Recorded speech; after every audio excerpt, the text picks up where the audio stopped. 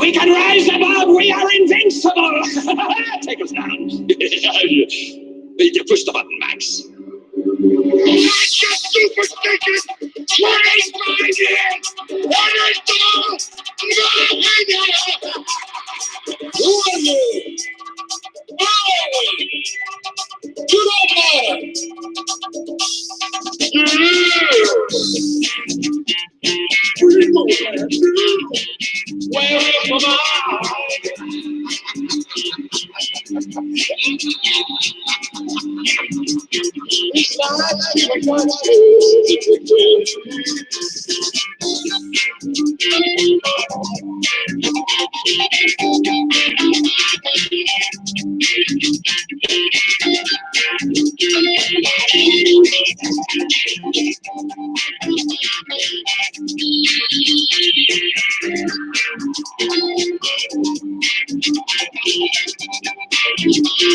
I feel like I'm taking crazy pills.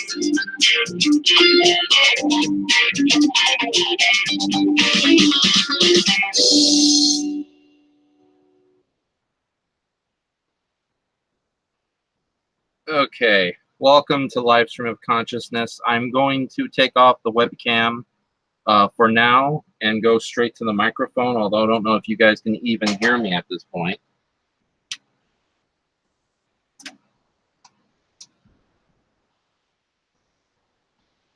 Hello? Hello?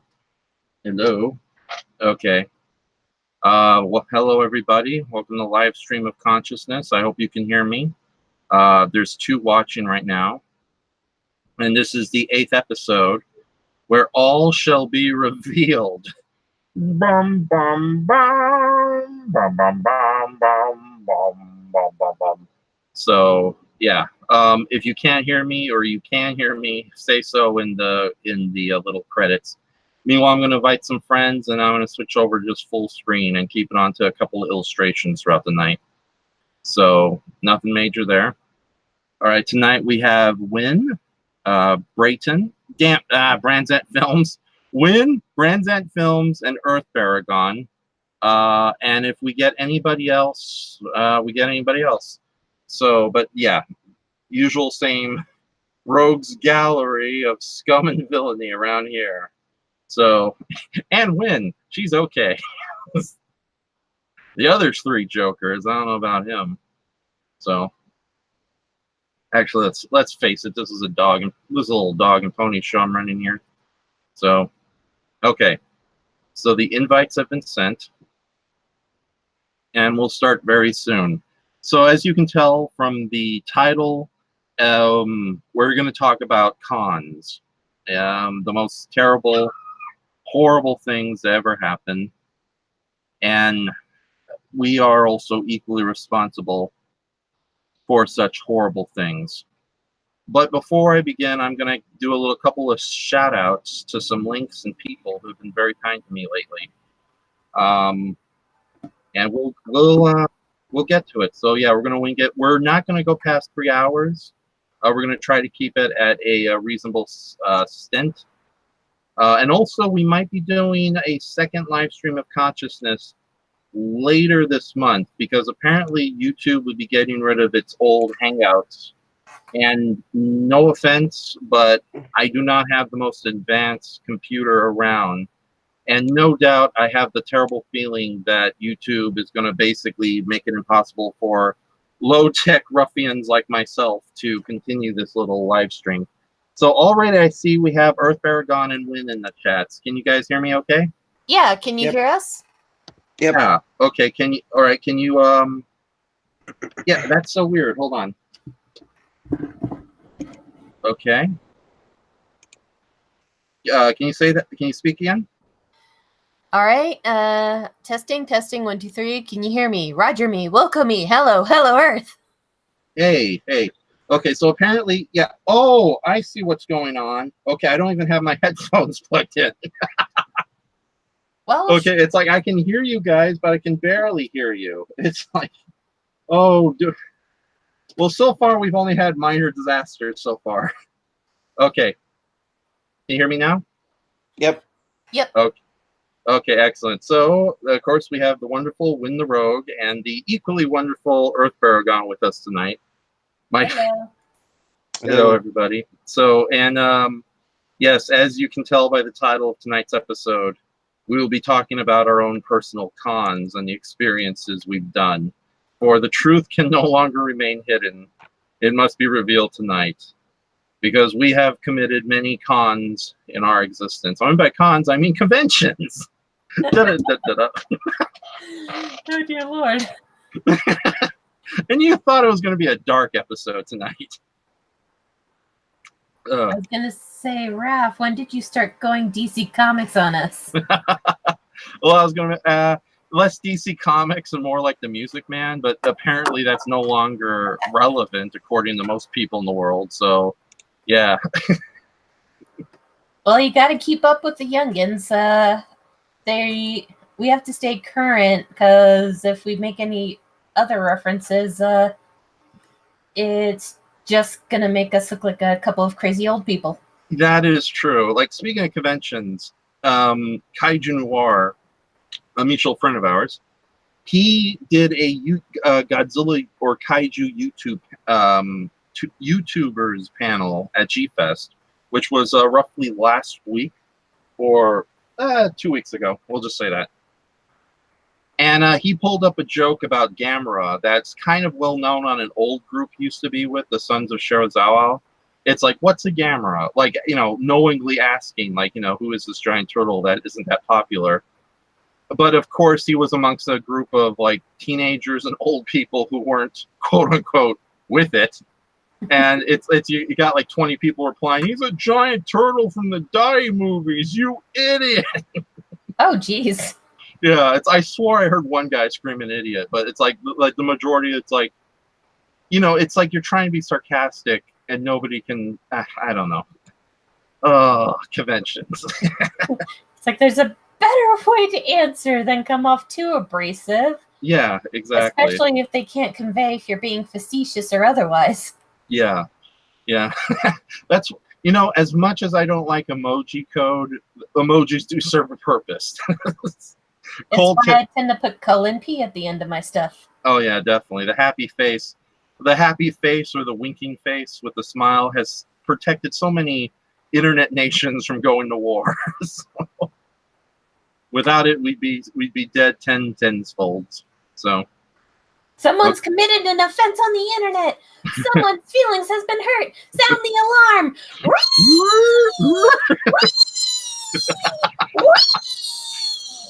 What is it, like? Now he is now looking at me like I've lost my mind. Also, apologies in advance for any background noise. My earbuds have passed out.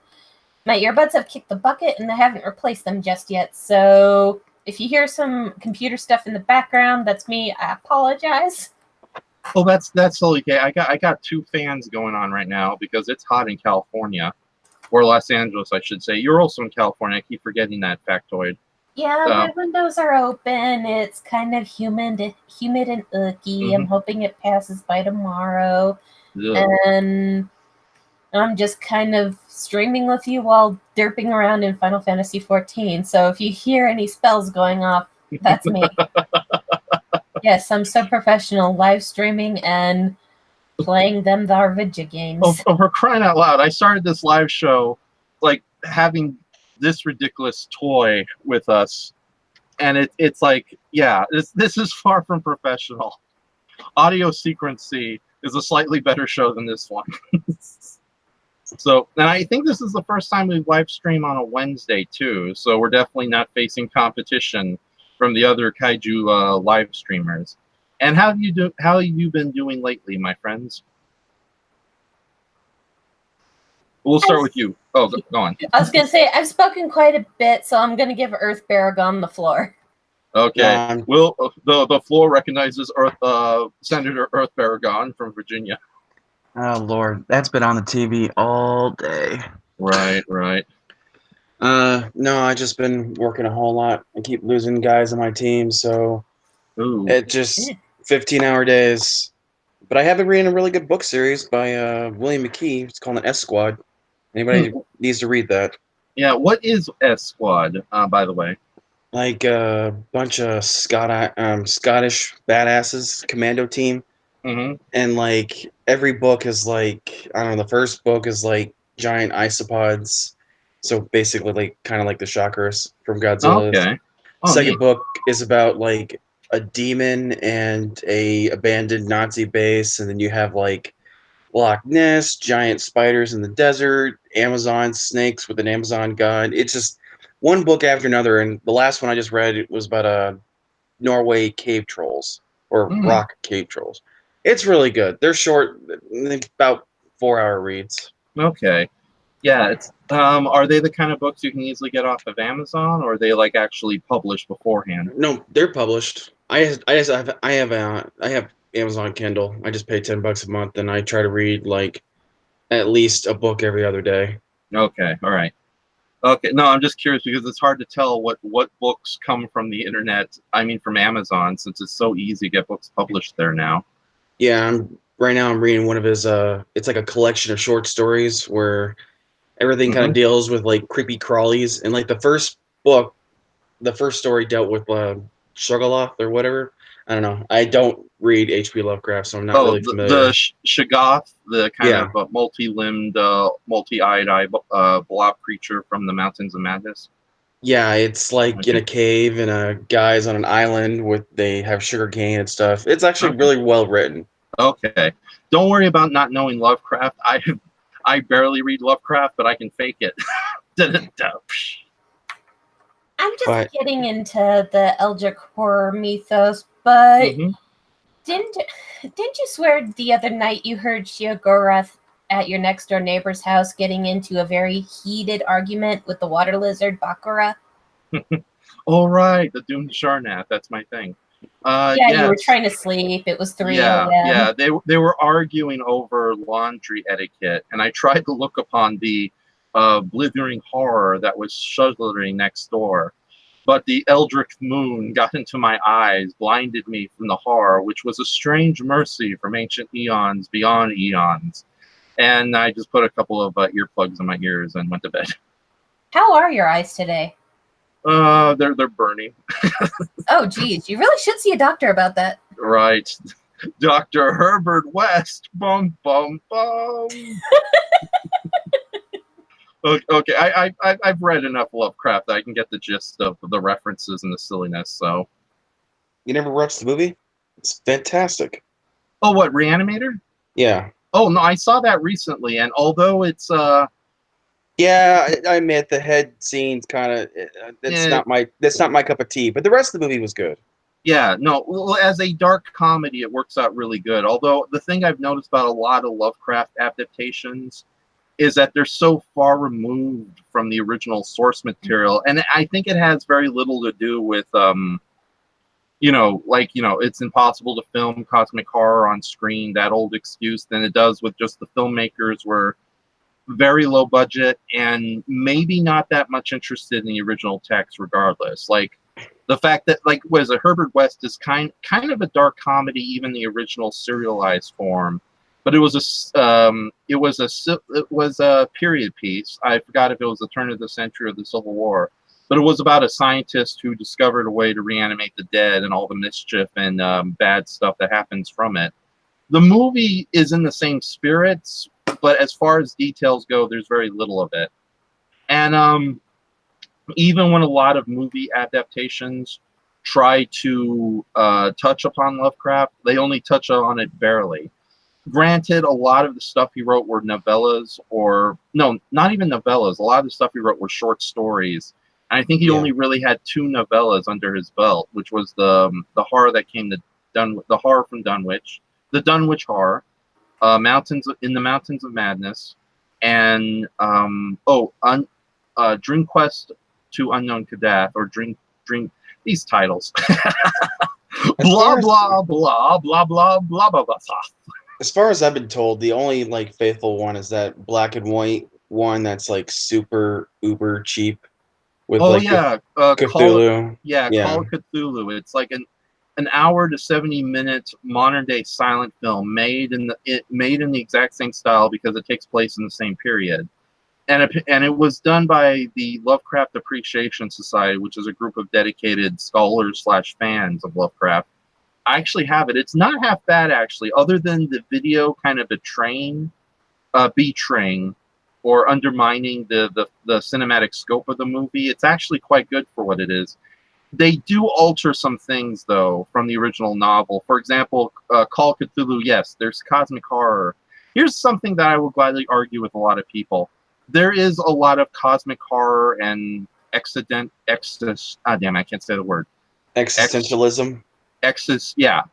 Or existential dread going on in these books. But a lot of the times they kind of ended on relatively not happy endings, but pleasant endings. Like our lead hero, yeah, he had a touch of madness, but he's going to make it okay in the future.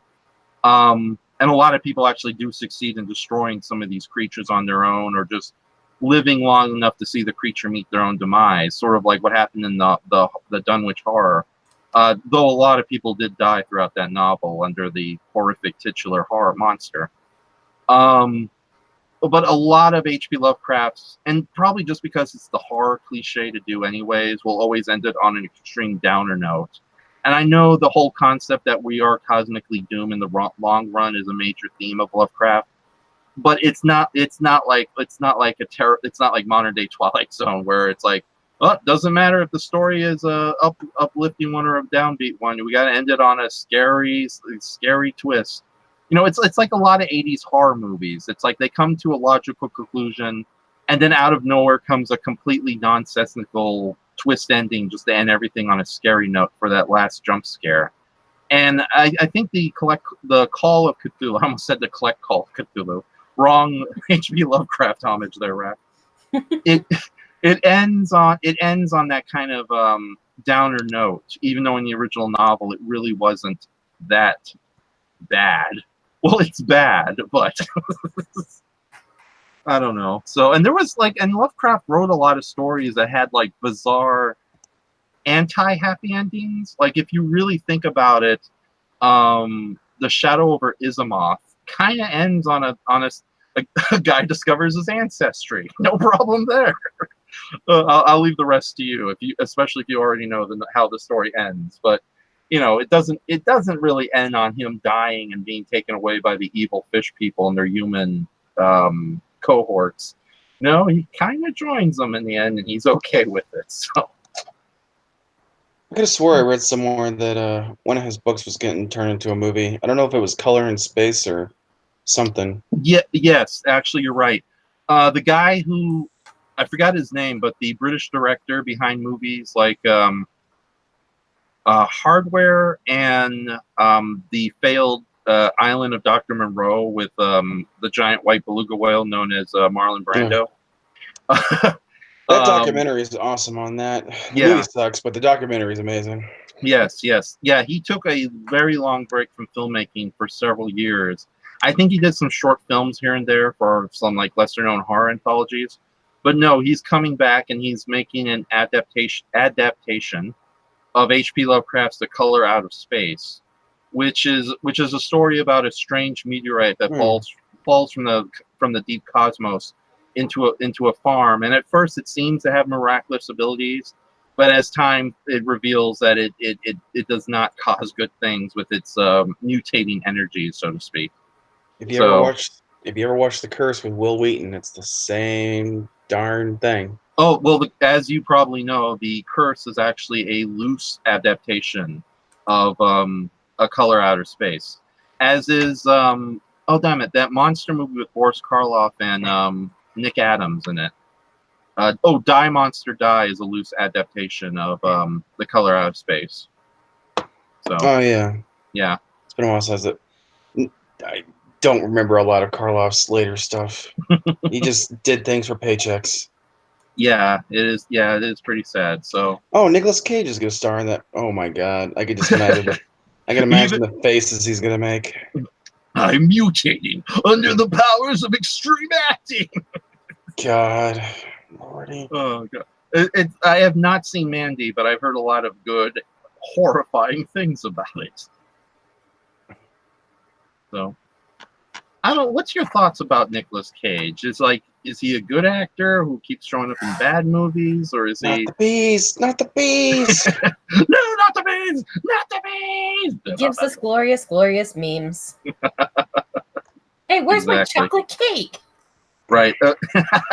According to Sean Barry in the comments, Richard Stanley is the director of the movie. So that is the British guy who got screwed over by Marlon Brando. So. Well, Okay. everything worked against him in that, like the weather, Marlon Brando, shoot, what's his name? Val Kilmer was supposedly Oh, an ass yeah. on the was supposedly Yeah. a big asshole too. Uh-huh. Yeah. Yeah, so, and his filmography includes Hardware, which was his first movie, kind of post-apocalyptic dark comedy. Dust Devil. Yeah, Dust Devil, which I have not heard of, but everyone says is really good. That's a good one. Okay, a 1994 movie called Brave, 1996 Island, Dr. Moreau, and then a bunch of, like, lesser-known movies, The Secret Glory, The White Darkness, Bakshu, The Myth, that sounds interesting, The Abandoned, Imago Mortis. Reading his filmography is like a Lovecraft story in its own right. Okay, so, and of course there was I'm going to skip over some of these. The 2014 documentary Lost Souls, The Doomed Journey of Richard Stanley's Island of Dr. Moreau. And of course he's working on Color Out of Space, which is currently in post-production. Nicolas Cage and a bunch of other actors I don't recognize are in this movie. So, and Nicolas Cage is playing the head of the farm household. So, yeah, expect some Nicolas Cage turned up to 11. Wait, Come here. right. So, and since Earth Paragon says how he has been doing lately, how about you, Win? Hanging in. Been a little on the tired side, but I can't really complain. Okay. I had gotten back from my convention a couple weeks ago. Okay, would that be Anime Expo? Yep. Okay, so let us begin this turgid tale of terror with your experience at Anime Expo. Just cut the stock footage of like the 1970s disaster movie Earthquake, but with like Win the Rogue, like just like poorly like photoshopped into the disaster sequences. Oh dear God. Get it? Earthquake. It was a pretty fun experience. There were a couple things that I did want to do that I didn't get to, but I'll get to that when I talk about day 2. I'm going to keep each little segment brief. Day 1 was pretty good. I got to attend a few panels I wanted to, though I did have to leave in the middle of the afternoon and come back because I needed a shower off the body paint I had for my Jester cosplay because I started shedding like a freaking snake because nobody told me Liquitex is not a good kind of body paint to use. Oh my goodness. Because it was just peeling like crazy. And I showered, I came back, I just kind of took a suggestion from a friend of mine, put the cosplay back on, but instead of the body paint, I did some blue lipstick and blue eyeshadow, and it seemed to work out. And before the whole body paint fiasco, there was a panel I went to called So You Want to Be a Voice Actor, which was talking about a lot about the industry. They let people line up and do some live dubbing clips of stuff they're bringing to DVD already. Or Blu-ray for you kids. Right. And I read off a script along with 5 other girls for this one particular clip for Galexia in Sailor Moon Stars. And I was the one who got to read that entire bit of lines that they had on the paper, which was really, really fun to do, but I kind of had to do a second take. Well, more like a third take, because I kept tripping over this one particular word that I would look over. And at one point, I dropped an F-bomb, and I'm all, oh God, I Ooh. just swore in front of a bunch of professionals, a lot of people who do works that I highly respect. Fortunately, one of them, Jeremy Lee, was a super good sport about it and was all, ladies and gentlemen, this is how you get bloopers for Sword Art Online. Which made me feel a little better. Jeremy, if you somehow stumble across this little podcast, I thank you so much. Right. That actually made my day and made me feel less crappy. But I read through the lines. People shortly after kind of gave me feedback that my laugh sent chills down their spine. So it kind of boosted my ego a little bit. Like, okay, maybe I'm not a shitty voice actress. Maybe I'm passable. Yay! Well, as me and Brayton have stated, without you, Waffle Man would have been 10 times awkwardly horrible. Yeah, and day 2, there was a Bang Zoom Entertainment one where I wanted to take another crack at live dubbing for the Inside the Voice Actors studio with that company. Mm-hmm. But alas, I missed that panel because as I was on my way, my Uber driver kept getting lost. And to be as polite as possible about it, there was a language barrier. Oh, okay. I was apologizing profusely. I'm going, sir, I'm sorry. My Spanish is terrible. You're going the wrong way. Please understand this, because I don't speak very much Spanish. And the little I do is just basic greetings. I'm so sad I forgot you were coming down to the Anime Expo, because I would have recommended my friend who's a Lyft driver, Luis Calderon. So he speaks even more Spanish.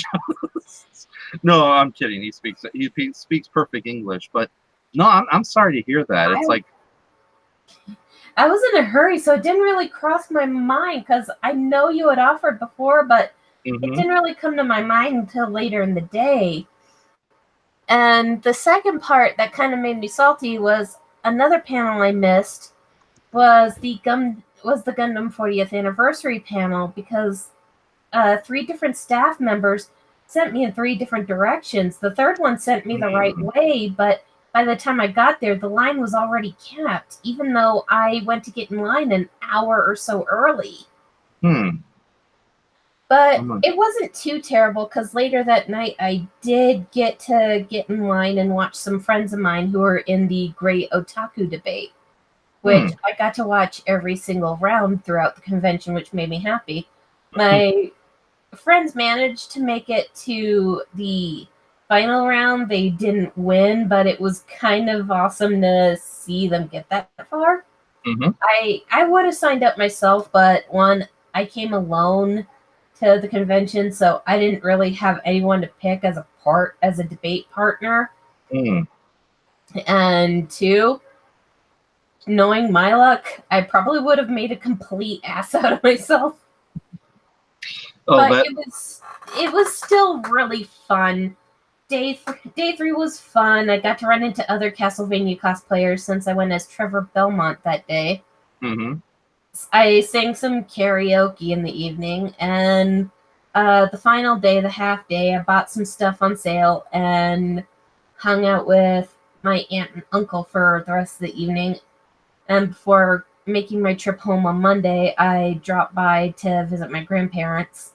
So, all in all, with the exception of the 2 panels that I missed, I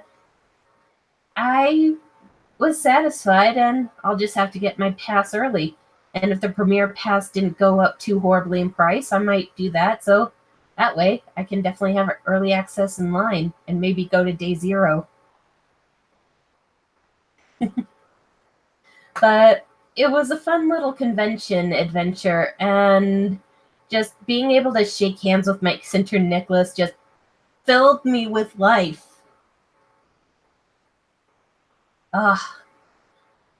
That voice acting panel was something I really, really needed because it gave so many good tips. And for anyone else who was in that panel, Mike Sinter-Nicholas, Jamie Markey, all of you, including Lisa Ortiz. If any of you are watching this, again, thank you so much. And apologies if I'm overly gushing and coming off as creepy fangirl, but yeah. I swear I'm not creepy. Just awkward. And I think that's all I have in terms of being able to regale.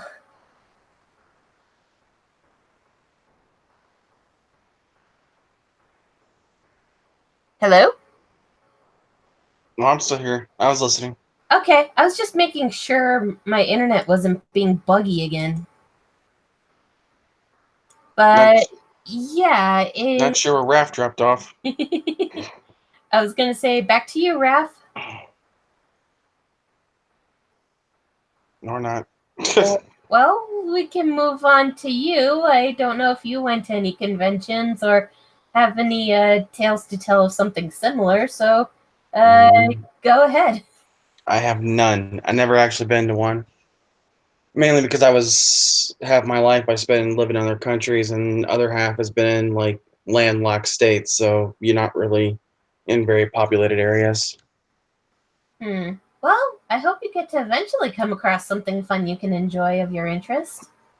Probably would have gone to the G Fest this year, but I have nephews coming down in a week, and I'm just like, it's just way too much stuff on top to watch a 5, a 6, and a 7-year-old. Oh, wow. Yeah, my Triple whammy. brother. Yeah, my brother kind of kept his wife knocked up for 3 years straight. I was like, God dang it, give her a break. It's like, yeah, dude, she's going to be tired as hell by the end of the day. You better be doing your fair share of chipping in with chores, because she has 3 tiny little children to chase around. Yeah, she had like a 2-month reprieve and then another one. I was like, God, Chris, Jesus. And they just kept trying to go for a girl, and I told them, stop. It's not going to happen. You're going to get a baseball team before it happens. Oh my god. That's a mental image. Oh, just girls do not come out of my family lineage for some time. It's a rarity. Yeah, it's kind of the same case with my family and with boys, because I'm the youngest of 3 sisters, where the only boy in my family at the moment is my nephew. Okay, can you guys hear me now? Yeah. Yep. Okay. I don't know what button I pressed, but I muted my own microphone. That's what I get for trying to do a slideshow of artwork. Well, Yeah. You just sound like is it Plucky? It's Plucky on Looney Tunes, Tiny Toons. I pressed the button. Right. You right. pressed the button. elevator go up. Yeah, that was a little bit of a craze, wasn't it? But yes, back to you, Raph. Yes. Yep. Well, here's the thing, Earth Baragon. I'm planning on starting the world's first NFL baby leaguers, and I was wondering if your if your little nephews and nieces would be interested in joining my football team, the Little Terrors of the Tiny Terrors of Tiny Town. I'm not too sure if he can do it anymore, because I swear to God, after the third one, I was like, just get yourself fixed and just be done with it. God. I'm pretty no sure more. Yeah. I'm pretty sure the mother wanted a hysterectomy by then. Oh my goodness. Sorry about that. I'm looking at some books I just got from the library recently. So before we continue, I need to do some quick shout outs to some people who if you are in the chat right now and read the rest of the lower description, you'll see some related links. And the first one we have from my friend Berkion, aka Jesse. He started not publishing, but posting his original Power Ranger inspired science fiction action novel, Lightning Brigade, online for free and for anybody who wants to read. And so far it's gotten like about a lot of views and even some positive reviews. So yeah, that's the first link. If you guys want to check out, go ahead. It's a pretty interesting story. Don't worry, it doesn't get as portentous as say Power / Rangers, but it is a slightly more serious take on the same material. And it's not a fan fiction; it's kind of an original thing inspired by what's it. And then followed by that, we have Branzant Films trailer for the upcoming second episode of the Mystery Science Theater versus Gamma Round 2 fan-made series, where we're going to take a look at Gamma versus Jiga, as it should be pronounced. And last but not least, I got two Amazon direct links to John LeMay's awesome books, Kong Unmade, The Lost Films of Skull Island, and Terror of the Lost Tokusatsu Films. I actually bought the former and got the second one for free from John LeMay himself when I went to G-Fest 2 weeks ago.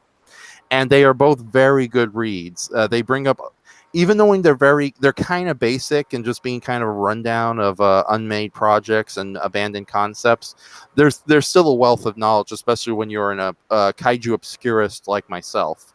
And there was like so many, even the one that's Terror of Lost Tokusatsu, which is mainly about like all the science fiction films that are free from giant monsters in it.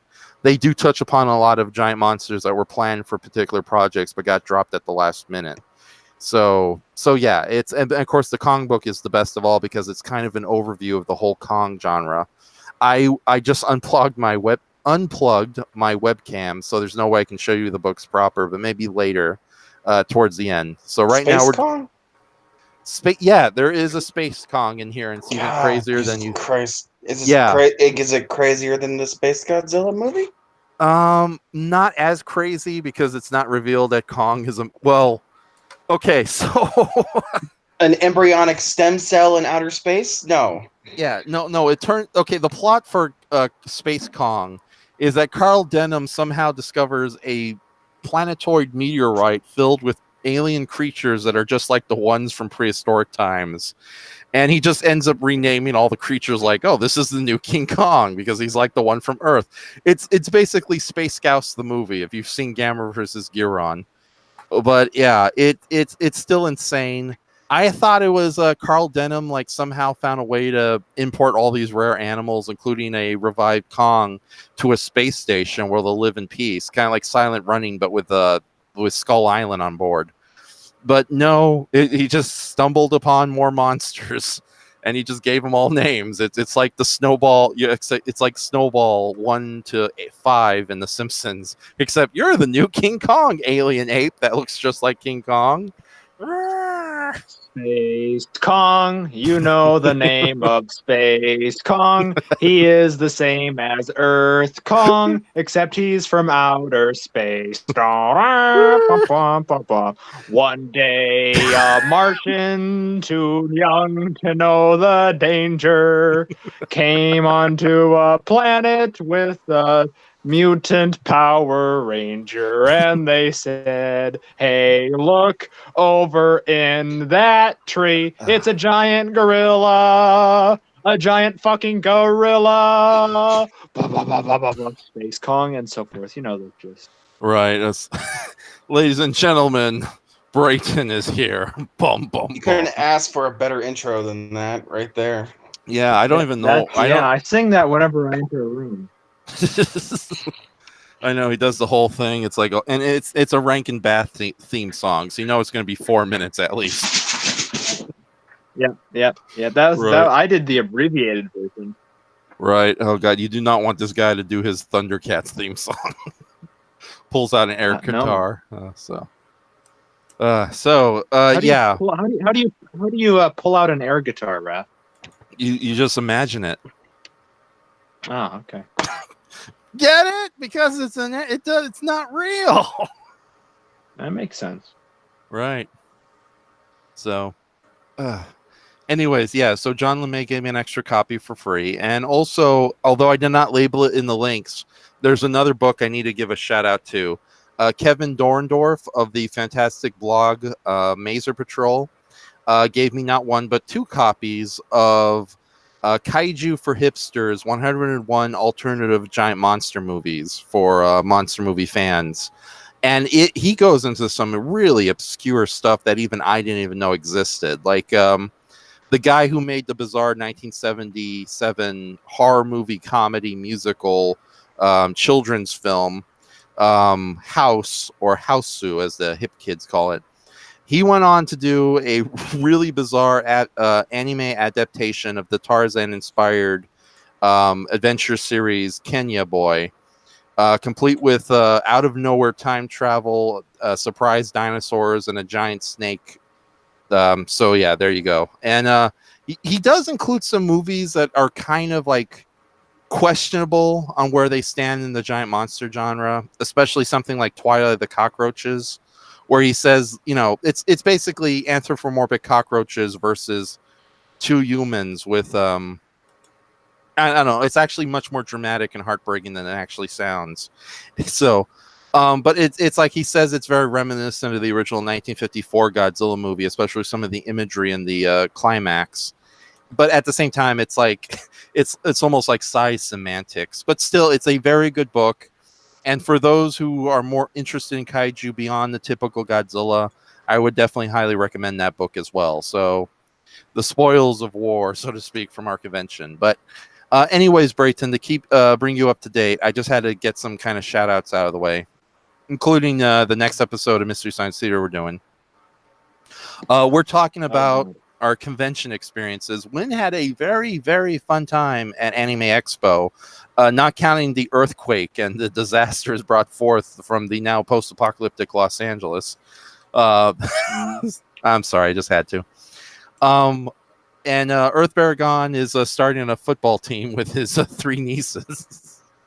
I'm going to be, I'll be managing it. So we just got to find more kids. So Earth Baragon, I think it's time to get a van. So white windowless van. Exactly. So you get pulled over. Exactly. And then when the police get us, we'll just tell them we're football managers, and all will be okay. Why do you have so many kids in your van? I We're swear. We're starting a football team, sir. Can I join? Well, okay, but you're gonna have to like be on your knees and pretend to be a dwarf. If Gary Oldman can do it, so can I. It'll be our ringer. Yeah. Wynn had a really wonderful experience at the Anime Expo. We even like met some of her favorite voice actors, or just voice actors in general. Just voice actors in general, but there are a lot of favorites to name off, and these were voice actors I have high esteem for. Mm-hmm. So yeah, that's the rosy side of the convention experience. G-Fest, on the other hand. Oh, God. You mean the dark what is G-Fest, the dark underbelly of conventions now, Rob? No, that would probably be Drunkacon, where drunks just show up at a hotel lobby and drink some more. So, but we're not here to talk about. So G-Fest on Sunday night. Yes. Don't you mean G-Fest every night? Because it's like, I don't know. It was my third time going back to G-Fest, but it was my first time going to Chicago to attend G-Fest. And I don't know. I think I'm not much for conventions in general, to be honest, but especially when, it was surreal, to say the least. And I'm not going to get into detail. I'm not going to be malicious. I'm not going to do anything like that. But it's like, oh God, I don't think I'm going next year unless I get a ticket on the cheap. So, it was a strange experience. On one hand, it was nice to meet a lot of people I know off Facebook, like Sean Barry, who's in the chat area right now, in person. And it was even nice when people recognized me before I recognized them, and they just came out of nowhere and just started, with the free hugs out of nowhere. Denny Roth, true to legend, he is definitely the tallest person there. So he won the Deadpool as far as who was the tallest. Brayton came in third. Guess who came in second? Who came in second? I did. I'm taller than you. No, you're not. Not in your Frankenstein goldfish boots. I'm taller than you are. D-Man's taller than all of. Well, he's not taller than Denny. He's probably second. Yeah. I'm taller than you, though. Yeah, but we could, no, I'm taller than you. And then this is gonna be like an 8-hour discretion of just Wrong. us. I'm taller than you. No, I'm taller than you. No. I have the Richard Keel, or what's not Richard Keel? Who played Lurch on the Addams Family? David Cassidy? Not David Ted Cassidy. David Cassidy is the heartthrob from the 70s, right? I know come Richard on. Keel from Night Court. That one I knew. Yeah, no, Richard Keel was David Cassidy. Yeah, hold on. Richard Ted Keel wasn't on. Cassidy. Yeah, Ted Cassidy was Lurch. Okay, Richard Mall is from Night Court. Oh, that's what it was. Yeah, who's also a very tall, scary actor, who's probably a big sweetheart when you met him in person. Richard Keel is better known as Jaws and Ega. Jaws from the James Bond movies. He didn't play the shark, as well as Ega from that terrible caveman movie. And Ted Cassidy is the voice actor who actor who played Lurch in the original Addams Family, but he also did a whole bunch of voice acting for Hanna-Barbera, including Godzilla. Yeah. Oh yeah, that's right. He was. I can't do it. There we go. Yeah, that guy. Yeah. So Yeah. Pretty close. yeah. It was weird whenever Godzilla just suddenly like spoke in pure English. Can I get my paycheck now? That was just weird. Just give me money. I've done your stupid monster voice. So, anyways, where were we before we started getting to like tall guy roulette here? Well, I don't have a story for Con, so it would be you two next. Oh yeah, okay, that's right. Yeah, so G-Fest, it was a thing. Well, let's save most of the G-Fest talk for the podcast, Raph. Oh yeah, I might not be on the podcast, but no, I'll just say this: like, Animax, I've been to Anime Expo, and even though when it's very crowded and I'm easily claustrophobic a little bit, it still had kind of a pleasant atmosphere every time I go there, and there's a lot of pretty decent people in the anime community. So, but at G-Fest, it was weird feeling like I was one of the slightly more normal people there.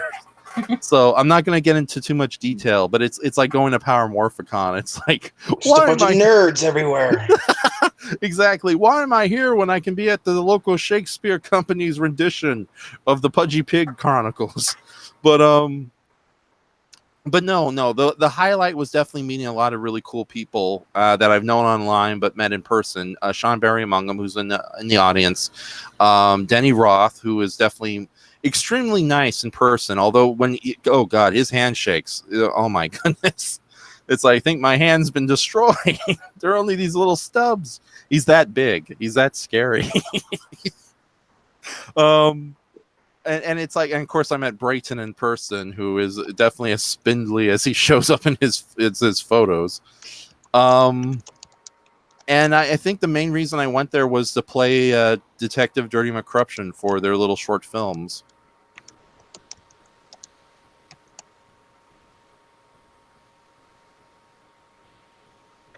You flew all the way out to Chicago to put on a hat and do a funny voice. Yes. I'm not proud of it, but I'm proud of it. All right then. All right. No, that was cool, and I think I had more fun with the hotel and its swimming pool than I did with the convention itself. But I don't know. We'll see. It's like 50-50. And Sean Berry just noted, Denny hugged me from behind, and I nearly lost oxygen. Yes, he could easily take us and rip us apart like King Kong. He is right. Can't be any worse than DashCon. Have you ever seen that video from Internet Historian? Please refresh my memory. What is DashCon? Furries. Oh, wait a minute. I'm sorry. Wait, that's the furry first. DashCon was the one where it was. Oh God, it was like there was a ball pit. Oh, and okay. Yeah, it was supposed to be something else. Like they took everybody's money. Tumblr convention. Tumblr convention. That's what it was. Yeah. It was supposed to be like a little mixing melting pot of various fandoms coming together to kind of Oh, it was a show their melting pot of interest and all something. that. But I guess there was some mass communication breakdowns, massive disorganization. Panels were late or didn't show at all. And apparently there was a ball pit and someone was a dick and decided to take a leak in that ball pit. Yeah, the story Well, behind that- the Pulling fire alarms. They had drugs, like bags and bags of nitrous oxide, or like capsules, or Brayton, how is drugs. this any different from G-Fest? You'd have to I don't know, watch the dude. video. It's hilarious. Yeah, the ball. When they talk about pissing in the ball pit, all I can think of is poor Ken Satsuma for some reason. And people pissing in the big Toho pool. Oh, Same yeah. thing. Yeah, Ken Satsuma, for those who don't know, he is the actor who played Godzilla in the 1990s. And he had a famous quote where whenever they filmed ocean sequences, aka the Toho's big pool, which was like this huge water area in the back lot where they would do all the ocean fights and all that for monster movies and special effects films in general. He really got angry at one point because he kept insisting that everyone was peeing in the pool. So I can just imagine Godzilla just like getting angry and saying, "I know people have been peeing here." It's like a couple hundred. It's like 100,000 gallons. Who cares? Yeah. It's not like the scene in Caddyshack where the candy bar is floating on the water. Right. But you have to remember the big pool has been at Toho since like the early 30s, possibly the late 20s. Oh, so that's yeah. a lot of accumulated pee from Akira Kurosawa and Toshiro Mifune. Take a taste and see and taste history. Yeah, it's not there anymore though. Yeah, they totally just, well, first off, they broke down half of it towards the end of the 90s and just put like a huge green screen instead of like the immaculate sky mat that they used to have, which would explain why a lot in the Millennium Godzilla movies the ocean sequences were very underwhelming as opposed to how spectacular it looked in Godzilla vs. Biollante when the big pool was at its largest. Well, the camera was always like tight focus on them. Oh yeah, that is true. There was no wide panoramic shots in there at all. Yeah. So, but and then they just like when Toho basically stopped being a real studio, they just took down the big pool completely. Now it's just a very small parking lot. So it's like Tiananmen Square. Yeah. Damn shame. Had they known the internet would exist throughout years later, they could have taken some of that pool water and made major buko bucks. Oh yeah. Tap water. When? Someone had to do it. Right. Here's Ken Satsuma taking a bath in the big pool before it's deconstructed. It now could you have get some pee in of it. It could have pee in it. You never know. Right. Oh my goodness. I'm glad that girl got banned off of Instagram. Jesus Christ. Spoiler alert, it's just tap water. Y'all are thirsty and have been ripped away from your money. You thirsty boys. It just, yeah. I mean, props to her for making money. I don't just if you're gonna take money, take it away from the stupid ones. Yeah, and also it's probably better if she just like condom with tap water, because had it been real water, she could have been arrested for like endangering public health or something. Plus, in all fairness, to my understanding, I'm not big on knowledge in terms of internet famous people, but to my understanding, she was kind of a troll to begin with and constantly trolled people. So if you could troll people and make money at the same time, might as well do it. Right. Burryton, are you thinking what I'm thinking? Oh no. What's that? Trying to finance that movie. Oh my goodness. Speaking of expensive con jobs, okay, one of the things that amazed me about DashCon, about how poor the management was, wasn't it like the first night or the second night of that convention where they literally had to beg the audience for money just to continue the convention for the weekend? I think so. I know a couple of rooms got trashed. Ooh. Yeah. I know they ran out of money and they like held everybody in a room and they were like, "We need more money, or they're gonna kick us out of the hotel." Yeah. And Now- they tried to show Pacific Rim unauthorized, and then everybody was tweeting Guillermo del Toro that they were showing it illegally. Oh my god. Was that how recent the DashCon was? No, this Oh my- is like 5, 6, maybe like 10 years ago. Yeah. Let's Okay. see, it was about It was about 2006, right? Pacific Rim came out in 2013. Oh, So I believe crap. I believe it was about late 2012, early 2013 that Hmm. this all happened. Yeah, 2013, because this was kind of when the big shit show started piling up throughout the years with Tumblr activism. Right. Okay. And Pacific Rim did come out around that time. So okay, I can see. Yeah. Wow.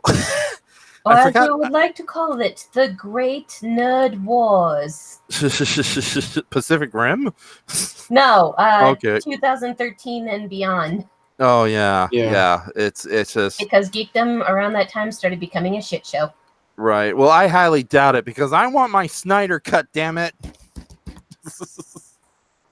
I It's want the never gonna Snyder happen. cut. Why? I know it's out there. I know it's real. Why would anyone want to watch that? Because I want to see Batman get even sadder. We finally do get the Snyder cut, and it's just like 2 hours of him in his basement, like pumping iron. Yeah, this is the Snyder cut. Check this out, ladies. Now Check you out have- the gun show, or should I say, the Snyder show? Now you get to see Robert Patterson do that. Oh, oh, that's oh. That was a sad. That was a sad. Oh, I forgot he's playing. Like he'll probably end up doing a good job because let's face it, like almost every actor who gets cast as Batman. Yeah, and There's a- everybody always bitches about so, oh, what, this guy's gonna play Batman, and they always do a fucking great job. So it's gonna be no fucking different this time around. Robert Pattinson's a great actor, so Uh-huh. yeah, it's gonna be fine. yeah. As long as he gets in That's shape just for the silly. role, I don't care. Yeah, in his defense, he even said in an interview he had no fucking clue what he was getting into when filming those god awful Twilight films, and openly admitted he thought Stephanie Meyer was batshit crazy. That's why he had to send him to Arkham Asylum. It's just like how everybody was Okay. ragging on Gal Gadot, but she put muscle on, she put tone. Yeah. I hope that Natalie Portman does the same thing when she does her Jane Foster Thor character, because if not, I will be disappointed about that. Yeah, and Right. with Gal, she actually put her all in her performance, ranging from her fights to her banter with Steve Trevor to even the small little cute moments you see here and there, You know, I hate to involving her first taste of sweets. right. I hate to admit it. I have yet to see the Wonder Woman movie. Oh, you should. What? It's really good. And she actually puts effort in it, unlike some people. I'm sorry, I'm allergic to shitty actresses. Right. Oh, come on. She just has an unfortunate case of foot to mouth disease. Yeah, to my understanding, the movie is actually not bad. It's okay. I might rent it just because I like Jude Law, and Mhm. the fact that Goose carries that film, and my bias towards cats, especially orange tabbies. Mhm. Not like I own one. Cats. I hope they never make a terrifying anthropomorphic movie with terrible CGI effects No, when they really no, could have just no, gone with the you way don't of speak that. makeup. You don't speak that? Nope. It's never happened. It's a fucking fever dream that Andrew Lloyd Webber had. So, No. yeah, Lovecraft laughs. It's like H.P. Lovecraft adored cats, but if he like had a time machine and he saw that, it's like, nope, I'm done. Here's the I'm thing. gonna tell you, there's gonna be furries in costumes in the theaters watching that movie. I swear to God. No, I have a couple of friends who are furries, and when they saw the trailer, they were mortified. They say that the songs could be good, the way the Mhm. play was because the play did have its charms. However, they feel it's way too uncanny valley. Like it's not really for me. It's and let's be real go here. on. Who the fuck wants to see Rebel Wilson as an anthropomorphic cat? I did Yeah. not ask for that. I don't think anyone has. Right. It's like, and they're not going to make another Garfield movie anytime soon, and she would have been perfect for that. So, I hate Mondays. I'm just saying. Oh, So, God. yeah. Here's the funny thing about the trailer. I finally sat down when I got back from the laundromat just to see what all the hubbub was about. Right. Also, And- it was a post-apocalyptic aftermath of the trailer. It's like, Yeah, where did here's the everyone thing, go? Navi was taking a nap at the end of my bed, which is adjacent to my desk. He lifted his head up, kind of groggy, and the minute all the cast had come to the screen on my YouTube feed, he actually gave me this really freaked out look and jumped into my arms. He did not approve. So, oh my God! So the trailer actually freaked your cat out. Yep. Okay. Yeah, when he freaks out, you know it's bad. Like I was watching the Royal Rumble in a live stream with MJ and the others a couple years back. This was when I first got Navi. Navi was like maybe a 3 or 4 month-old kitten, and you hear Vicky Guerrero's opening, which is this really screechy, shrill "excuse me" from her own voice. Navi was asleep in front of my TV when I was watching it, and he freaks out, scatters to my hamper, and dives right into it. Poor little bastard just wanted to take a nap in front of my TV. Right. It's my old cat Nikki. She would always sleep on top of the cable box in the winter seasons because it's the warmest place in the house. But we had the cable on top of the cable box on top of the television. So it was always weird whenever I watched Donald Pleasance movie. He suddenly was wearing a very terrible wig made of cattail. Hello, I'm Donald Pleasance, and I'm here to be feline funky. Donald Pleasance, you're here. Yes, I am. It's good to meet you all again. Hello, Earth Baragon. Hello, Win. Hello, Brighton. Goodbye, Donald Pleasance. Goodbye. Flies away like Puma Man. So, but no, about the Cats trailer. Okay, to me, it's less Uncanny Valley than it's just Photoshop combination Nightmare the movie. It's like those terrible Photoshop photos you see where somebody like puts a human face on like an animal, or something similarly scary like mixing a badger with like a koala and then creating this wide mouth monster horror. That's how the film that's how the film feel like the trailer feels to me, especially their faces are like floating right above their heads.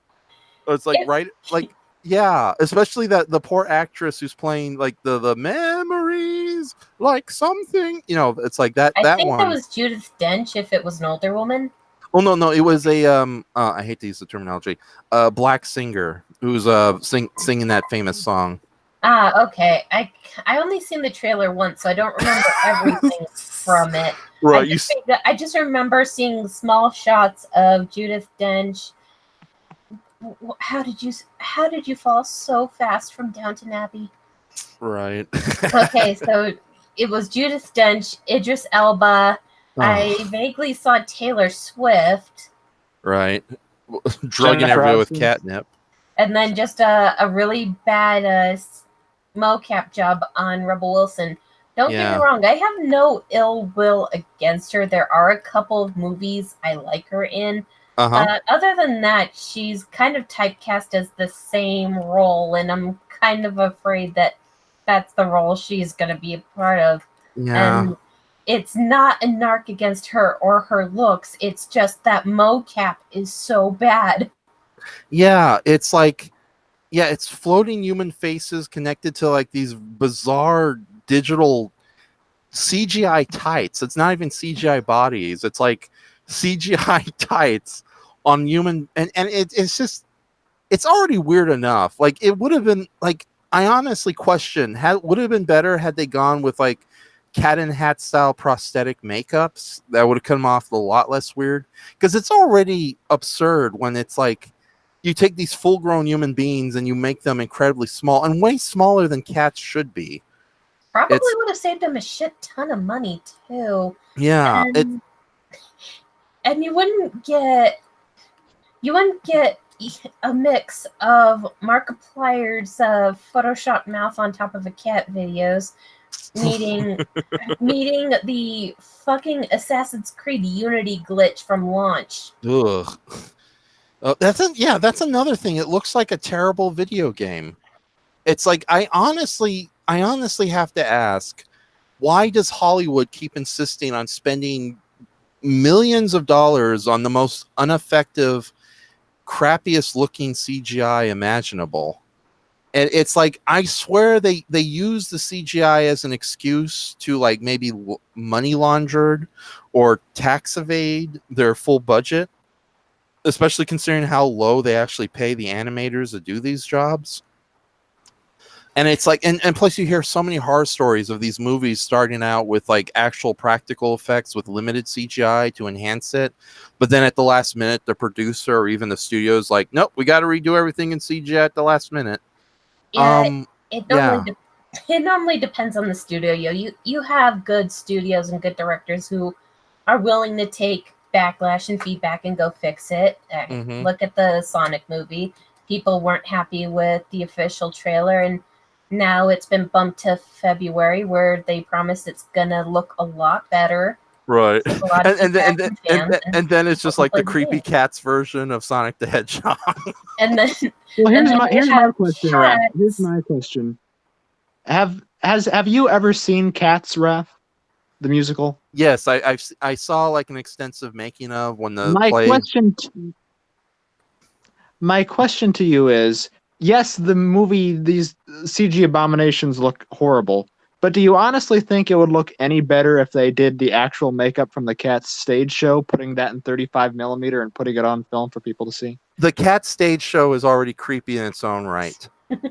But if it were professional prosthetics, Hollywood has access to, because Broadway, to be fair, they have so much to work with, and I commend costuming teams for a lot of the Broadway shows, because some of them are pretty good. Like the costuming was amazing in Hamilton. I loved the costuming in Phantom of the Opera, Showboat, and Beauty and the Beast, the musical. But and Spamalot. But there are others that were a major miss. Right, and we're talking about the stage play stuff going on. Yeah. Oh my God. Well, okay, yeah, the 1980s cat. Like, what is it? Brayton just sent me a picture of one of the cat people. I better take a look at it.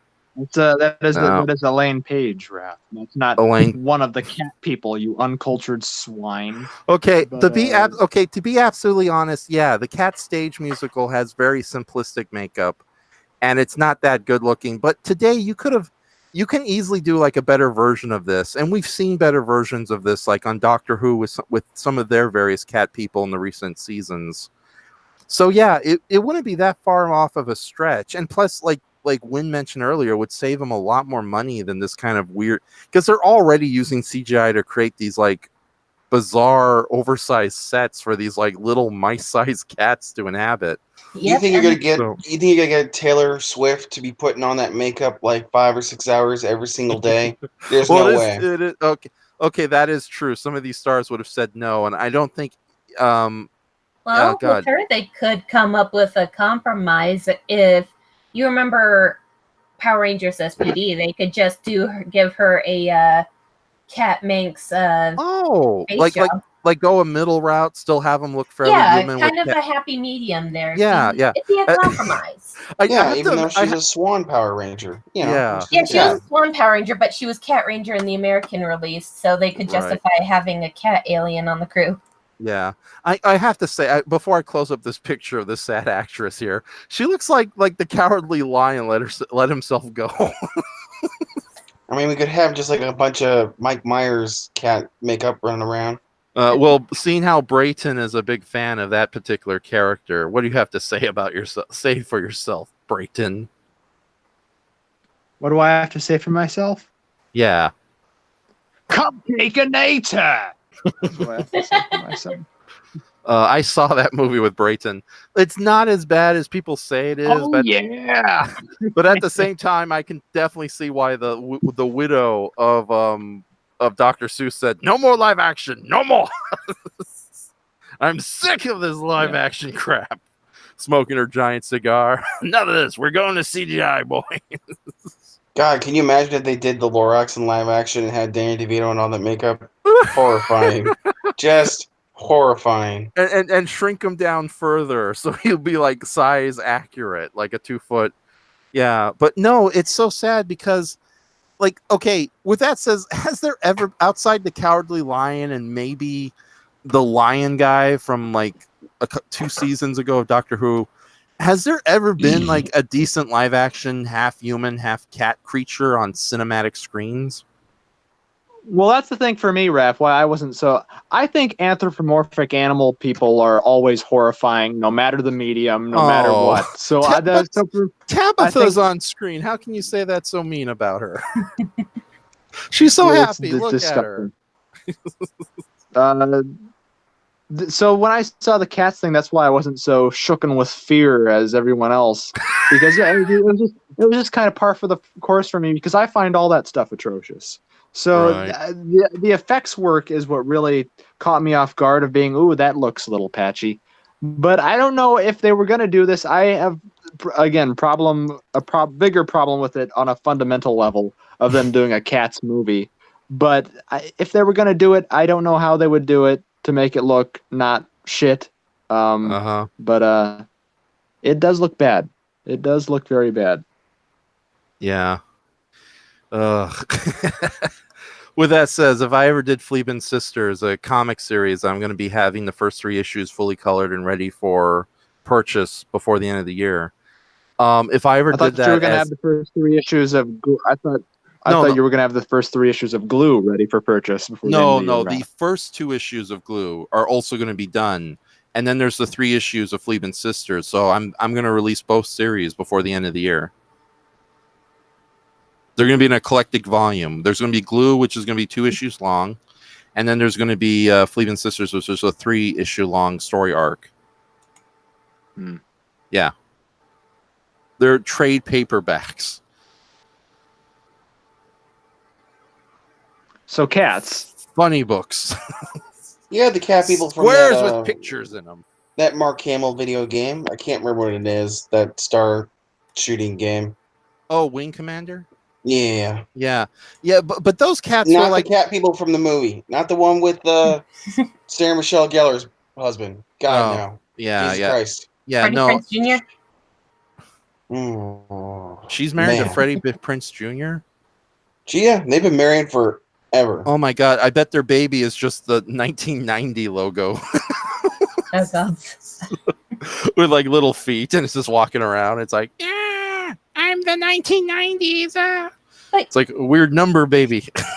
So yeah, and to be fair, if you remember the kind of fantasy / cop drama Beauty and the Beast from the early 90s with Ron Perlman. Oh, that's a good example. I totally forgot about that. Where he partners up with a female police detective. Yeah, Ron Perlman's prosthetic work was actually pretty damn decent, especially given this was the late 80s, early 90s. Yeah. Although, no offense to Mr. Ron Perlman, who I would love to meet in person. Seems like such a cool guy. But he has that wonderful character actor face where you could easily make the monster makeup would complement his face and vice versa. It's like, that's like of course he looks great as a lion. He looks equally good as Hellboy. So he didn't look so good as a goat man in Island Dr. Moreau, but a lot of the makeups in that movie suffered. So, but no, you are absolutely right. I like the giant horrifying beast from the 1940s Beauty and the Beast. That's my favorite cat person on film. That's also a very good cat makeup going on. Yeah, because it's sort of like it's a mask, but it still has the eyes and the mouth visible. It's like, and it's done well enough that you actually, that's actually a really good cat man actually. So, although they definitely went more like with a big predatorial cat for that movie. So, Yeah, it's so sad how makeup effects, like from the 1930s onto the 80s, look a hell of a lot better than a lot of makeup effects we see today. So, with exceptions, of course, but for the most part, it's like we must have really lost an art form when we went to full-on CGI, and for several years, every monster, regardless how horrible they looked, had to be done in CGI. So, there's this is like the most depressing podcast we've done thus far. Oh, it's just like I rewatched Deep Rising, and God, the movie has amazing practical effects, but man, that last little tiny quarterback, you're just like, ugh, Yeah, it's this like does not aged well. But the Yeah. movie's still good, but yeah. Really, you like Deep Rising? It was my very first DVD that was ever given to me, and it started a collection of nearly 12,000 movies now. So it was the start of an obsession. Right. It's okay, and plus it's like it's one of the few Steven Summer movies that don't piss me off with how too much silly it gets. Although I like Trent Williams. Right. I like Wes Dooley. Who'd win in a fight, Wes Dooley or Trent Williams? Is that the little buddy guy? No. Wes Dooley is the head of the mercenaries, who was also Mystery Man as the Sphinx. The Asian guy. Yeah. No, he's actually Native American. Is he? Yes. God, every time I see him in a movie, he's always playing an Asian guy. Yeah, well, he's actually Native American, but he was also in the TNT miniseries Geronimo. He was really good in that, and he was also. I love his role in Mystery Man, where he plays the mysterious Sphinx. Oh yeah, yeah. It's like he's trying to be a sincere mentor, but he's so vague. It's hard to understand him, but he like delivers so well that everyone believes it. So, but yeah, I know he's kind of a villainous jerk in that movie. So, Deep Rising, I mean. So how are you guys holding up? Yeah, holding up okay. Okay. Yeah, I felt like the reminiscing of the cat drained us. So, we have somebody new in the chat. S4. Oh, I don't know if this is some sort of S452. I don't know what's that, but his weird question is: would you say it is better or worse than Sonic the Manhog? I don't know what's that. Oh, he was probably talking about the CGI effects. I don't know. Is the Sonic worse than the cats or vice versa? Like between those two, which is the worse? I don't know. Sonic is worse. It's hard to say, really, especially since at least they're taking feedback to fix it, acknowledging that even if it's going to push them off like a whole year. Yeah, and I'm afraid that's a lot of money they wasted because they had locked that time in. Yeah, and I'm afraid what the new design is going to look like. It might even be more disturbing. No, I'm sure the new design. I'm sure it won't make everybody happy, but it's got to be leaps and bounds better. Right. It'll at least be some semblance of a happy medium to where it'll look like the beloved icon from the games we played. Right. And at the same time, work in a cinematic universe. Right, I think really it's just those eyes and those creepy muscle legs. That's got to be it. Yeah. The eyes are bad enough, but yeah, no, I told you, like, I can kind of forgive the eyes because they look okay in some scenes, but those legs, yeah, they make them proportion to a human, and then they have those really thin and skinny legs. It's less creepy than it is unappealing for me as far as a character design goes. So, oh dear. Does Hollywood get anything right when it like redesigns a character from one medium to another? There have been a few. It's just unfortunately, while moviegoers enjoyed those, critics took massive collective shits on them. But then again, it's primarily critics out of sites like Rotten Tomatoes who pretty much crap on anything that isn't Oscar bait. Well, of course, because all they have to eat is Rotten Tomatoes. Oh, dear God. Get it! And they're pissing in the big pool. Raph, why? I had to. Shut up, Raph. Ah. You don't bring that crap over from that show to this show. It's shut the hell up, Raph. So, oh my God. So, Brayton's like, why do I agree to this show every night? Every time. So, okay, getting away from the horrors of contemporary CGI. God, what else is there? Well, now we live in a post-Godzilla world where Godzilla has came and gone from the theaters. I purposely chose not to go to. You want to do an update on your little comment from our live stream we did a while back here? Yes. Oh, it's on its way, man. It's on its way. Yeah, Brayton, give some context while I find the updated box office. Well, I don't know what you're the one who said the quote. What did you say? Okay. As long as it hits what number? It's okay. So as long as a movie hits 400 million and the movie itself isn't overly expensive to begin with, it is considered a passable win to most movies studios. Now, that's something most movie studios don't want to admit to, because it's kind of like saying, I came in third place and I got $2 million, but I could have gotten $10 million at first place. Thank you, China, for your money. Yeah, exactly.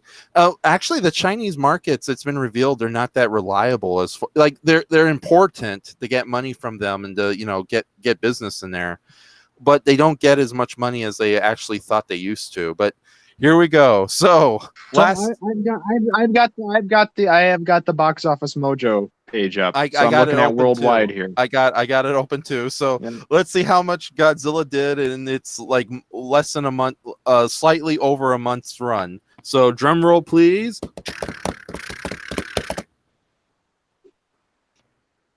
You gonna read it or not?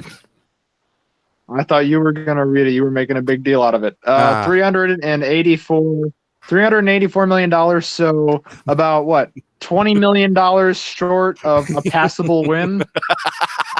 Ouch. Oh my goodness. Like, I enjoyed Godzilla King of the Monsters, especially since it has grown on me a bit. Yeah. Yes. Well, but still, this is that's surprising. Yeah. It's that's worse than Attila Battle Angel, but that one probably cost way more though. Yeah, and I actually like the Attila Battle Angel. So not to be that person, it's Battle Angel Alita. Battle Angel Samuel. That's what we're calling it right now. I own the comics, and it just kind of had to give a minor correction before the comments get flooded of Raphmus said this. It's actually this. Yeah, it's actually this. Yeah, it's actually this. It's totally okay. Win. At least you weren't like the one guy in the panel audience that goes like with his finger up in the air. It's like, well, actually, you have it all wrong. It's supposed to be Battle Angel Dotoyoshi Yabarashi. It's like, I'm not Japanese. I'm not supposed to say that. You should know better. Is that right, Brayton? Yeah, I'm just trying to save you from the more anal retentive listeners.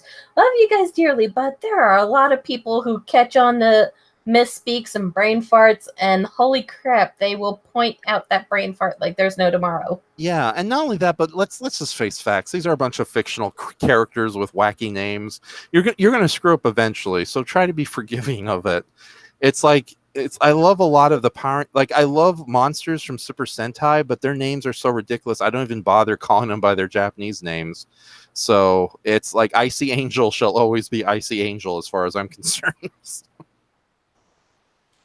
Yeah, I kind of use the English names for some anime characters from stuff from my childhood every now and then, but that's because I'll have forgotten their original name. Like, every now and then, if I think of Voltron/Go Lion, I will say Princess Allura instead of Princess Falra. Right. Because I'm always afraid of butchering the original name, so I just go with what I know. Yeah, but like you said, you'll always get that one nerd who goes, well, actually, it's Princess, something.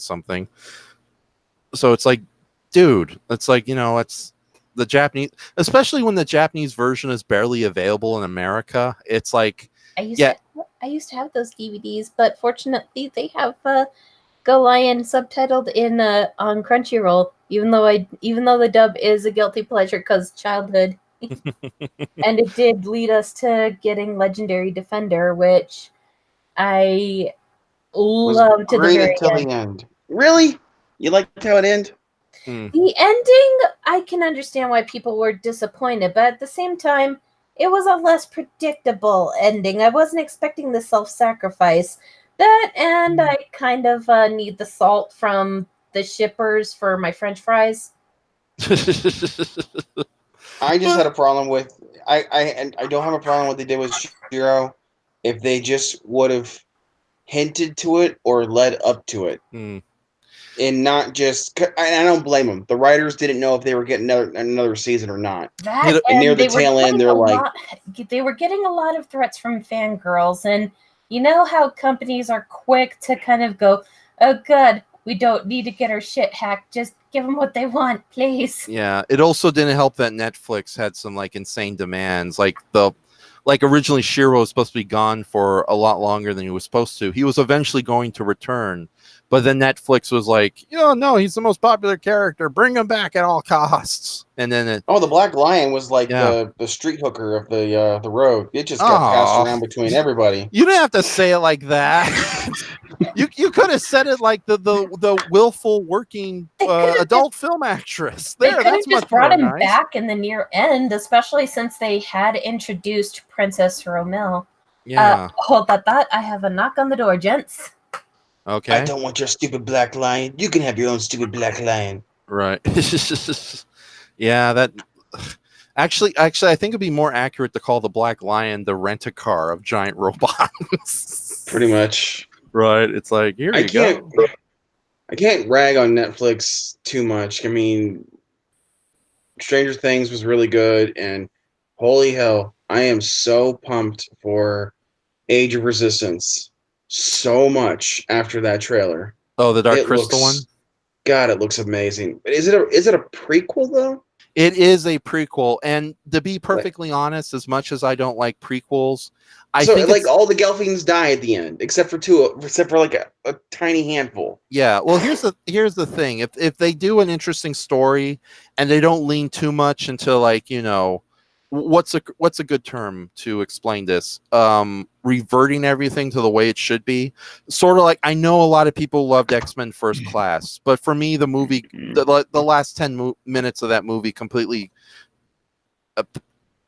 screwed itself up, because all of a sudden it was like, no, I don't care if the chess pieces aren't at the end of the board. They need to go now. And then just the studio just wipes it to the end, because you could have had like a bunch of great movies that still took place in the 60s with these characters. And instead, they had to do the whole betrayal thing at the last minute. Just like, yeah, exactly. Just to set up so it'll like match the X-Men of the futures. And those are the previews of the, hey, you're back. And it was, according to the text on screen, it says it was your nephew that was at the door. Yeah. Okay, I guess he heard about me starting a football team. He wants in. Damn it, Raph. Right. He's gonna ride on top of the police officer like Master Blaster from the Mad Max movies. Raph. Yeah. Get the hell up. Okay. Hey, Brayton, you want to be a part of my NFL team? You seem young enough. Babyish. Absolutely not. Okay. But anyways, yeah, no, the problem I have with a lot of prequels is they are so determined to get to the status quo of the movie they're being a prequel to that it ruins any chance of an interesting story beforehand. Because you know exactly how it's going to end because they forcefully make it end. Like X-Men First Class was a real loser in that regards. This film, however, it's so far in the distant past that they might be actually, like, we know what's going to eventually happen, but it might still be an interesting enough story. And plus, they're doing some things I wasn't expecting. Like, a lot of the Gelflings we see in the trailer are actually serving willingly the Skeksis. And it's like, how the heck does that work? That's like finding out, it's like seeing the dark side to a race you previously thought were just all pure and good. So, and also Simon Pegg is doing the voice of the Chamberlain. It's like, I'm so excited for that. I'd say oh, never mind. Go on. No. It's just I love Simon Pegg. The Chamberlain was always my favorite villain from that movie because he's such a lovable scumbag, and it's like perfect. I'd say if you want to watch something with like some really cool stories, watch Love, Death, and Robots. I just got through that whole thing, and god dang, I was so happy with that. Everything up until the yogurt episode. I could. Yeah, everyone says the yogurt episode is pretty weak, but I've heard a lot of good things about that. The yogurt and the Hitler thing were stupid, but like Sonen's Edge, isn't anything with Hitler and it's stupid? Oh, it was really dumb. But like Sonen's Edge and some of those other stories, holy crap! You just wish they would just be like, why can't we just get a movie out of this? Right. So yeah, we'll get to Love and Robots in a moment, but I want to talk about this Dark Age thing. Yeah, that does look really good. I'm looking forward to it, especially since it is a return to a lot of the practical effects heightened by CGI, which I think is the best way to go about it, and it looks great. But at the same time, yeah, I am afraid that the prequel-itis problems may show themselves and might ruin the series, especially towards the end. So, but I'm hoping that they just allow it to be its own story, regardless what we know the destiny of the various races are going to be. So, and also another reason I'm actually happy that it is a prequel is apparently Jim Henson. Did I say his name right, or did I get his name wrong? You got it right. Okay, thank you. Jim Handy. Damn it! Jim Henson. He apparently wrote extensive notes about what he wanted a Dark Crystal sequel to be, but when they attempted to make a Dark sequel after his death, they completely ignored his notes, and that caused a lot of friction with the various directors and writers who fell in love with Jim Henson's notes, but the various production companies behind the failed Dark Crystal sequels just wanted to go their own way with something completely different. And considering how wonderfully imaginative and intelligent Jim Henson was, to completely abandon his notes for something brand new that the studio makes, it's even more insulting than whatever you would accuse Rian Johnson of doing with the Star Wars series. And yeah, I don't know if you're hissing or sipping a straw. Hissing. Okay. Hiss. Rian Johnson comes on board like at a convention. Kill it with fire! What? I was just being unexpected. Kill it with fire? It's like the scene in Young Frankenstein where he's about to introduce the monster on stage, and you just hear hissing in the audience. Hiss. But no, so doing a Dark Crystal prequel, it allows them to do their own story without possibly ruining whatever idea that Jim Henson may have been. And I hope maybe we'll get a proper movie sequel if this miniseries does well, and it is based on Jim Henson's original ideas.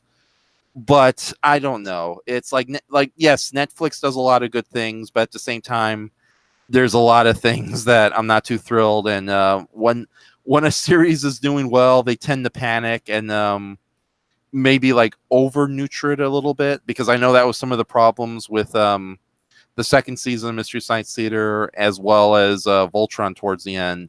And as much as I'm enjoying the She-Ra series, as well as the Dragon Prince, I'm kind of afraid those series might end up being Netflix to micromanagement hell, so to speak.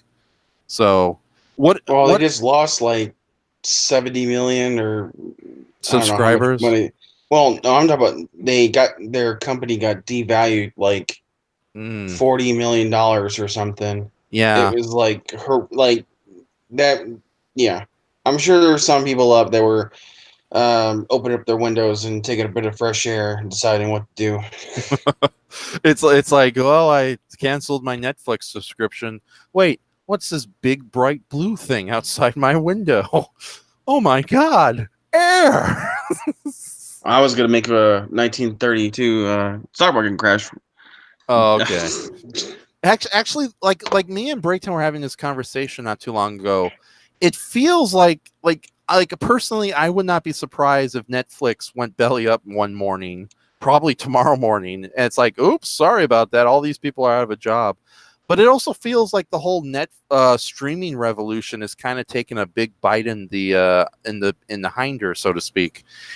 Because it's like what is it, during Comic-Con, you had so many announcements of all these various streaming shows returning with new seasons. But then they would also be the side thing. It's like, yes, it's coming, but to like also HBO, the cable network, or HBO streaming service. Like what is, especially the DC shows. Apparently the DC streaming was not as successful, or was a kind of a flop, or as the Red Letter Media people might say, a flopbuster. It did money, but it didn't do well enough, like Godzilla King of the Monsters. That now they have to look at alternative means to get these shows out and to justify the product and the price related to it. And I think like with every, like, what is it? It's like everyone and their mother is coming out with their own streaming services in the near future. And soon streaming is going to be like really no different than a cable channel package. It's like you're paying 900 channels for limited entertainment. And not only that, but a lot of really cool streaming services have already gone extinct in less than a year they were introduced, like the Criterion Channel. I know they're supposed to be coming back, but I don't know what the deal is behind that at all. So yeah, I know a lot of people prefer streaming because it gets rid of a lot of the fat and nonsense that you get from network television, especially since network television is basically just like syndication programs all over like how many, I don't care if you're a fan of Big Bang Theory, but how many freaking reruns of Big Bang Theory can you play over multiple channels across the day? You know what I mean? Just because it was a cheap package of syndicated programming you got, you know? It's like, and I grew up in the days where, it's like people weren't afraid to play stuff that wasn't that popular, and, B movies all over the place. Now today, it's a miracle if you watch any kind of movies on any channel that isn't the same 16 movies over and over again. And I'm not even talking about like the Fox Movie Network, which, oh my God, like, oh, I won't get into that rant again. But how do you guys? I wanted to say, I was trying to mention earlier when we were laughing at Godzilla King of the Monsters. I was trying to mention I finally saw Rocket Man, which is a much better movie and is actually really great. Oh no, we'll talk about. So I wanted to thank you. No, we'll definitely get in because I want to hear your thoughts on Rocket Man or something. But no, I quickly wanted to ask you guys, what do you think the future streaming is going to be like? You think it's going to be successful, or do you think we're going to see like a crash as phenomenal as like the video game crash of the 1980s?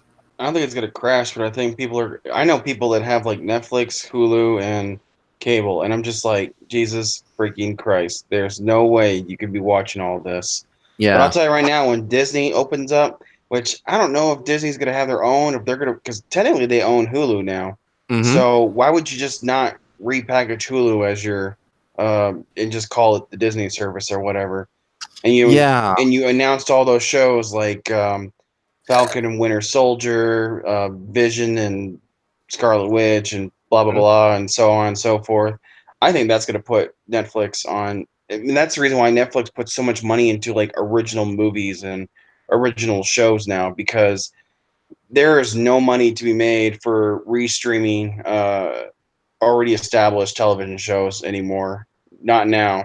You got to offer something new that people haven't seen. Yeah, and that's the shame too, because it's like these streaming services can have such an amazing archive of older movies, and especially Disney, they have such a huge library, and yet they're so focused on these newer items that sell better. It's going into the Disney vault. Get it now. Yeah, but even then, it's like, what is it? For a while, we had a on our cable network, we had a Disney On Demand channel, and they would have like more recent Disney movies that people would like, but there would also be like a lot of obscure Disney movies, like a lot of their live action films from the 70s and the 80s, and that was kind of a cool mix. Yes, the Black Cauldron, that showed up quite often, but Watcher in the Woods. I said the Black Hole, which is one that nobody ever.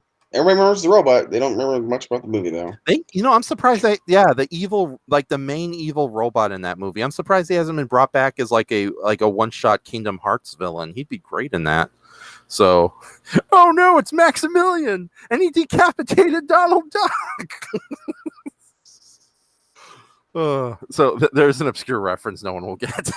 I'll tell you, if they want to make money, just do it. Disney streaming service. Do another Yeah. Gargoyle series. I will gladly pay for your streaming service to watch that. They will probably end up doing that very soon. So, but no, I do fear that the Disney streaming service is just going to be directly based on like the Marvel shows and all those live action remakes of animated movies, because the animated movies are no longer selling, so Disney has to do late capitalism remakes in order to keep them valuable as selling tools, which Can you unfortunately blame them? works. It made $180 million this week.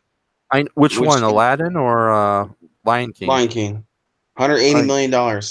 My God. And the writing is good, Uh-huh. and the animation's good. It's just, from what I understand, people were a little disappointed by how the songs were executed. Well, it also looked Yeah. like a shot-for-shot remake. Did you see the scene where like Scar throws him? It literally looks like a shot-for-shot remake. Yeah. No, I haven't gotten to see it yet. I haven't really seen many movies this year. No, it's on YouTube. There's like a side-by-side comparison. It literally looks like someone just decided to do a live-action, scene-for-scene shot. It's almost like the 90s Psycho and the original Psycho. God. I'll have to look Yeah, at it's it funny. a little here. From what I've seen of the leaked stuff online, yeah, it looks like a shot-for-shot thing, but 30% less good. Like Yeah. much in the same way as the 90s Psycho. It's a lot. First off, it's very creepy, uncanny valley seeing these very hyper photorealistic animals for talking and singing and jiving around. It looks weird, just from an aesthetic standpoint. And yeah, from what I saw, what you're referring to, that "Long Live the King" scene or whatever. And yeah, it sounds like James Earl Jones sounds bored. It's not as, Give me I don't know. money. It just looks kind of From what I understand, where Matthew Broderick brought passion into adult Simba, they say that a lot of my friends say that Donald Glover sounds like he just phoned it in. Shooting people in the back of the head for America. Right. Aw. What? That was a weird scene in the Lion King movie where the Simba is just dancing in the warehouse, talking about how crappy the circle of life is. This is Pride Rock. That poor hyena. Oh God. I didn't watch the movie, but I know a friend that did. I was like, was there a Nazi Gestapo scene with the hyenas? They're like, no. I was like, God dang it. Right. That's disappointing. That's like one of the more iconic scenes because it made Scar's intentions even more sinister because you could tell that this motherfucker's a tyrant. This motherfucker has plans. And he's a manipulative son of a bitch. And it kind of helped that he had the very suave vocals of Jeremy Irons. Right. And partly Jim Cummings when Jeremy Irons' voice gave out for "Be Prepared." Oh God. I love how I'm like behaving myself with the language, and like Wynn's like, yeah, screw this. Motherfucker. Right. Well, you I were get a little passionate. If you need me to tone down the naughty, just say so, and I'll try to censor myself to the best of my ability. It's okay. I think the golden rule is we're so deep in the live cast now we can say anything we want. Oh, sweet. But Right. Ice cream is a lie. but in terms of live streaming services, it'll depend on what they have to produce, what they can bring to the table. Right.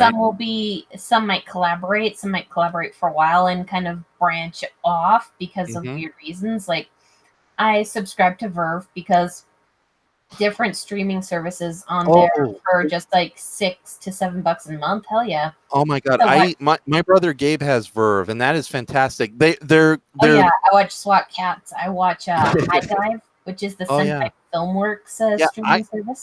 I got into Shudder. I didn't expect I would get into horror movies like I did, but thanks to Shudder. And they used to have Funimation now, but you can thank Sony's micromanaging for making them take it off of Verve. Yeah. So it'll depend if they can collaborate and work well together, or if they have a company very micromanagey about it. Like, you know how Sony is super, super guilty of micromanaging.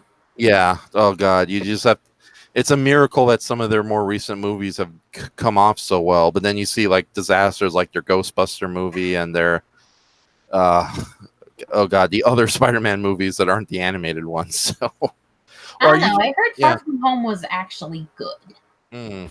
But if you mean Amazing Spider-Man and Amazing Spider-Man 2, Amazing Spider-Man was okay. It was just Amazing Spider-Man 2 that was the execution was just terrible. Yeah, they should have called it Amazing Spider-Man 2, the franchising. Yeah, it's as though it didn't know what direction it wanted to go. Yeah. So are you trying to say something, Brayton? I hear you've been trying to get into little conversations here and there. Oh shit, I'm so sorry. No, I don't have anything to add about streaming services. Okay. All right. We just hear your voice here and there. So I was gonna say I'm waiting for my live action Lady and the Tramp. We can have two Siamese cats try to kill a baby. Saying we are Siamese, if you please. Right. Because I'm sure that'll do well with the PC culture nowadays. If they get the guy who plays like the evil Asian gangster in the Hangover movies, I think no one will notice.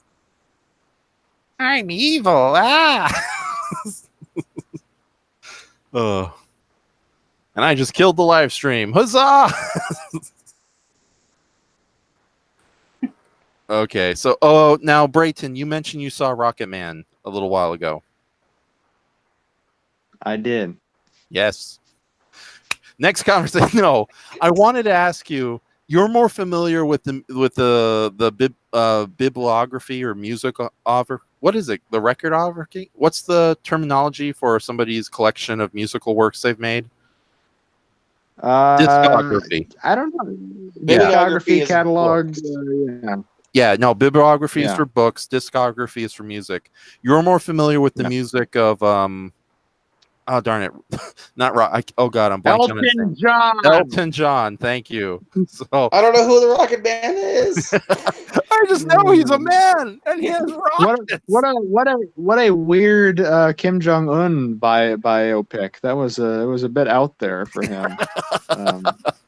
No, that's the one where he's a puppet, right? Or was a He's so Ronry, Raph. So Ronry forever a Ron. Yes. Oh god. So anyways, yeah. So you're more familiar with Elton John's discography than I am. I went into Rocket Man not having any idea of his life story, although I've heard little tidbits here and there. I just went in and enjoyed it. Like it was a biography movie, but thankfully they didn't do the mistake of doing cradle to the grave narratives, which is like it's the equivalent of like watching one of those terrible anime movies where they cut down 48 episodes into like a single 70-minute film. You know, it's like plot point. And they mostly talk about his early career before you got a second chance to rehab. But I went in there and I just enjoyed it as sort of a really good take on a modern day musical. And most modern day musicals kind of suck, in my opinion, because they either go overboard in the silliness, like Moulin Rouge, or they go overboard in like the dark, scary stuff, like La Miserade, or I can't think of I don't know, maybe Chicago, but that's the one I haven't seen. Or Cats. Let's admit that's a horrifying show coming up. But I thought it was a good mix of mixing the serious with the campy. And it was and some of the musical numbers were generally well done. They were filmed well. They were danced well. But and also some of the big props to Taron Egerton too for actually singing all the songs in the movie and then not just doing I enjoyed it a lot more than Bohemian Rhapsody, and I'm glad they didn't. And I was impressed that they didn't do a similar thing there where they just had Freddie Mercury tracks and had what's his name lip sync to it. Yeah, I have not seen Bohemian Rhapsody. Yeah, but I've seen Rocket Man. So well, here's the thing though. Yeah, I didn't know he sang his own stuff, but that's why it came off so natural. And thank goodness too. And what's funny is a lot of musicals these days are disappointing because they're mostly jukebox musicals. Like there's no original songs in there. There's no chance for extra creativity. And I think that's largely because the studios just feels it's better to have a jukebox musical where it's recognizable songs than trying to create brand new ones that might not work for the audiences. With that said, though, this is actually a case where it works out perfectly because it's the life of Elton John. But at the same time, I heard a lot of criticisms against the movie because they said like some of these songs come up way too early than when they actually were created. But at the same time, it's like in the context of like his life story and scenes, I think they worked out okay. But I don't know how. I agree. Yeah. That. No, I totally agree with you.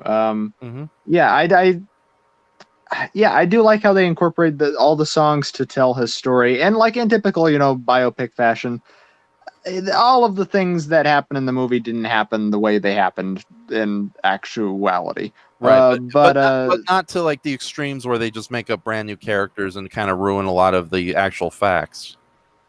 Not to the extreme where they just go nuts with it and just start making up shit. No. Yeah. But I mean, you have to expect that though with any based on any movie based on something that actually happened isn't going to be 100% accurate because it's a movie. And they always have to make shit up to make it into a narrative arc. Wait a minute. Are you saying Spider-Man isn't real?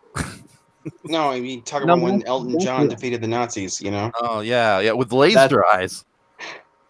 That happened, though. That was real.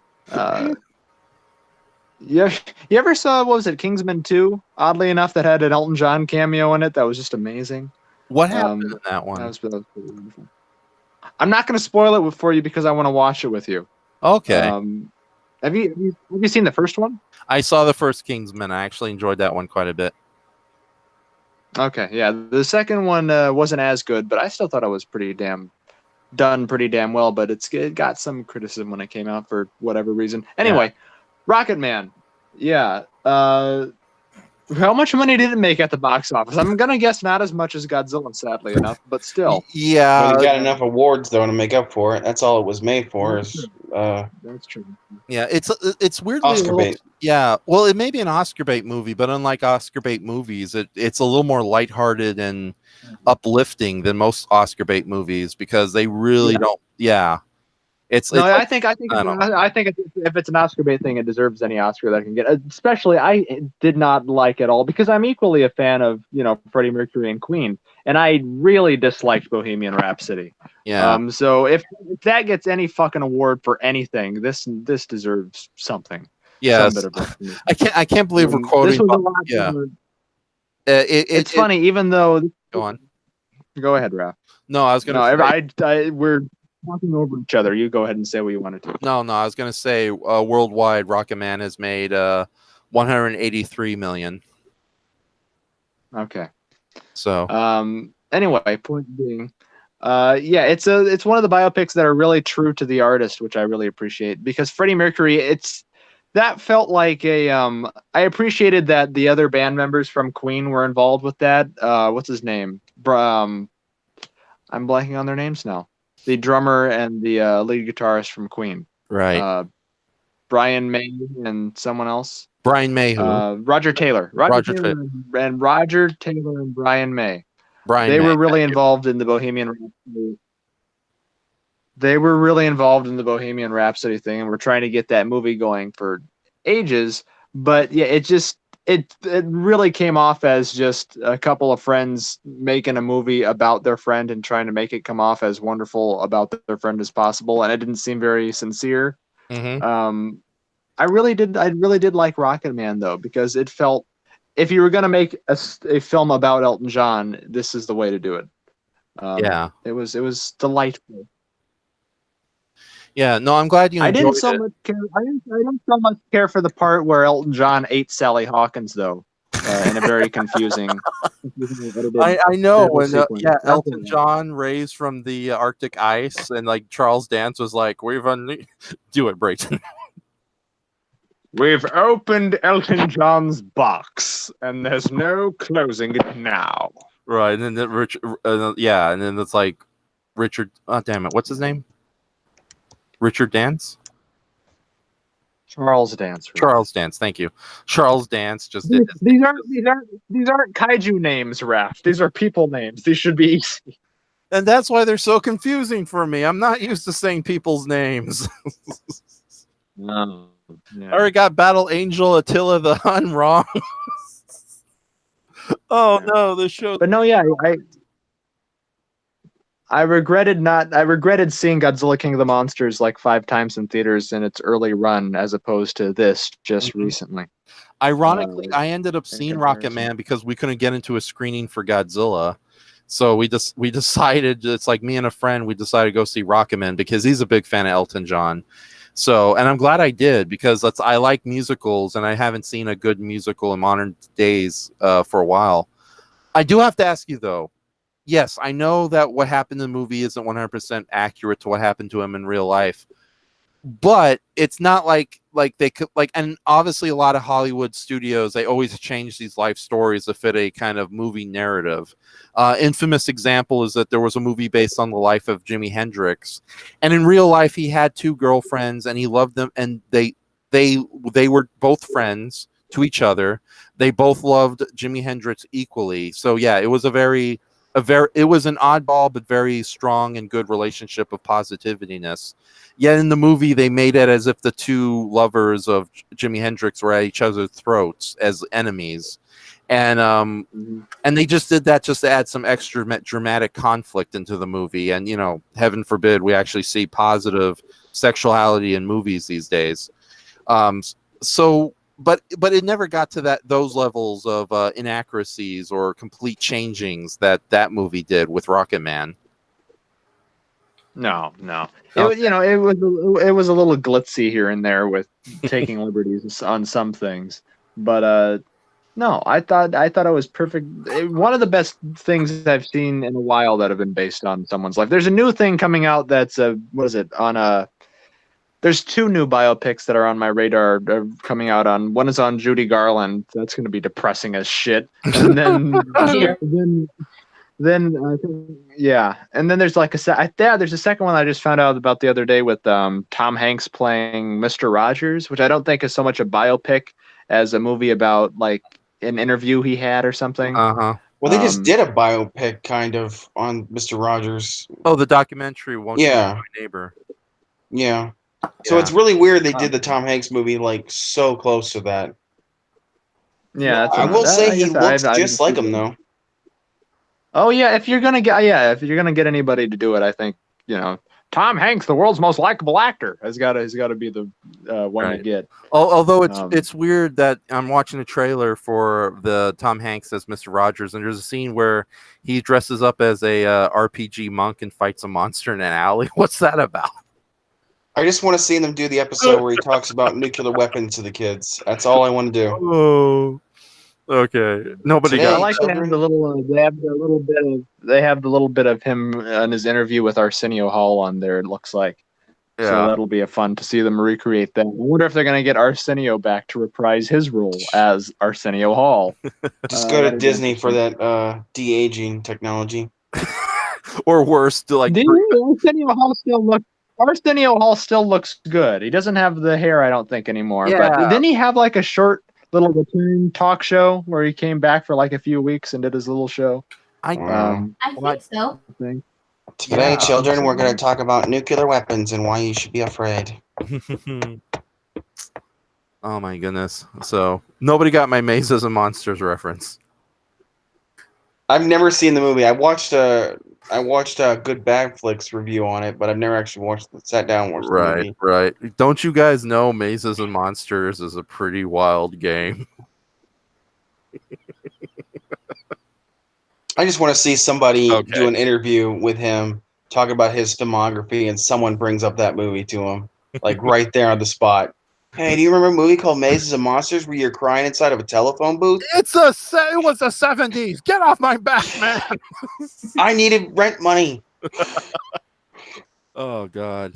So I don't know. I've seen that movie so many times that I gotta spoof it and reference it in future works. So okay, I'm glad about that. So we've had a very lively conversation. It's more than just us making like weird grunty noises and being silly on camera for like, how long have we been going? I think we started around 7, so almost 2 hours now. Oh, excellent. So we might actually end this a little early. So no bananas and no orange juice. No, I Okay. decided not to do the usual gag of like, oh look, we got sponsors, especially since I had some actual shout outs to give to people at the beginning of this live stream. That's also that you can also see in the links below. So Though I did notice your Ultraman Gaia Atom figure you were using in the beginning of it. yeah, it's like okay, so I'm not a big collector of toys unless I can find really good deals for them. Andres, our friend Kaiju Noir, also known as Andres, he was really cool at picking up a lot of really cool monster toys from a Japanese thrift store. So I have a little bit of a collection, although I'm debating whether or not I keep all of them or give some of them as like really cool gifts to other people. So I don't know how Andres himself would feel about that. But Apathy here, who I just unhooked the camera, so I can't show it. I'll find some photos of them or something. Living metal. Yeah, something nano metal. To quote our friends over at Monstrosity. I just watched the first couple episodes of that new Ultra show. I'm so sick and tired of Mary Sue characters now. Yeah. Swear to God. Mm-hmm. Hey, he had a son. We just never mentioned it up until now.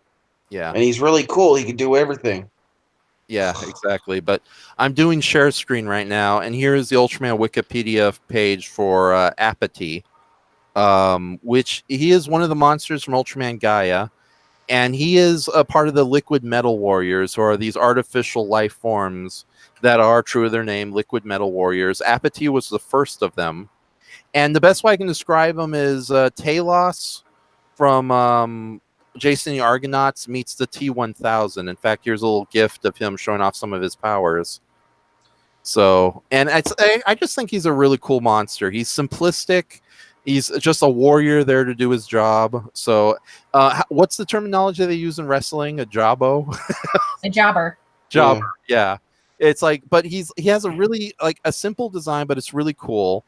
And I'm a huge fan of Talos from Mythology and similar giant warriors. It just the iconography of it in visual form, and Apathy fits that perfectly.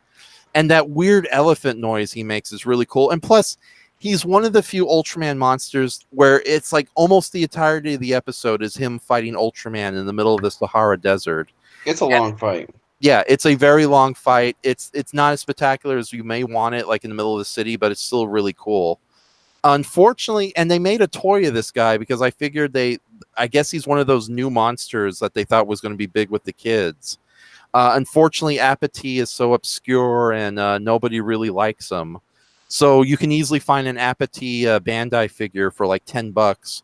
And I found the only one at G-Fest that wasn't so old and ruined that its paint was completely gone. Because what's the point of having I know he's brown here, but what's the point of not having the full silver Apathy? You know what I mean? So, yeah. There's got to be a Japanese interpretation or something. Because whenever you see bad humanoid bad guy characters, they always have the tips of the toes curled back. Every freaking time. It doesn't matter what it is. It's this is a design that we put on all bad guys that look like humans. These curled genie-like shoes. And it must be some kind of cultural thing. I just don't understand it. Yeah, I don't know. It's funny. It's a recurring motif you see in Ultraman. In fact, you can see it on Apathy in this little gift. And I'm looking at the toy now, and yeah, he has the curly elf shoe boots. Everybody has it. Even yeah. It's ridiculous. Yeah, but it's a recurring thing I noticed in the Tsuburaya, at least in the Tsuburaya productions and Ultraman canon. Whereas the feet you see in monsters from Toei or Toho can, definitely take different forms and whatnot. I guess it's a recurring thing with although knowing our luck, there's probably some real reason they have to have the toes curled like that. So Look at every evil Ultra, whether it be evil Tiga, not Geed, Belia. Look at every single one of them, and every one of them has curled toes. Yeah. Yeah, it's I was gonna say maybe they deliberately do that, not just because it's a design aesthetic, but maybe because it keeps the actor from knowing where his feet are all the time. He's not destroying the model sets all the time or something. But then I don't know. It's that would be interesting just to ask, why do all your monsters have curly toe shoes? Is it some kind of cultural thing? I do not know what it means. Yeah. I don't think it's a cultural thing because I've seen enough kaiju to know it's not. You see it more so in the Tsuburaya Ultraman shows than you do anywhere else. So because there's like other kaiju shows with similar alien villains, and they are completely free of that elf shoe type aesthetic. So, but no, I really like Apathy. I think he's a great villain. It's a shame he never came back properly. I know that he, like the remains of Apathy and the remains of another monster in a coming episode, merged to become a third Liquid Metal Warrior. But still, it's like I would like to see this obscure character come back because he was just so cool in his simplicity. And So, Al Ghul gets a really cool redemption fight. yeah.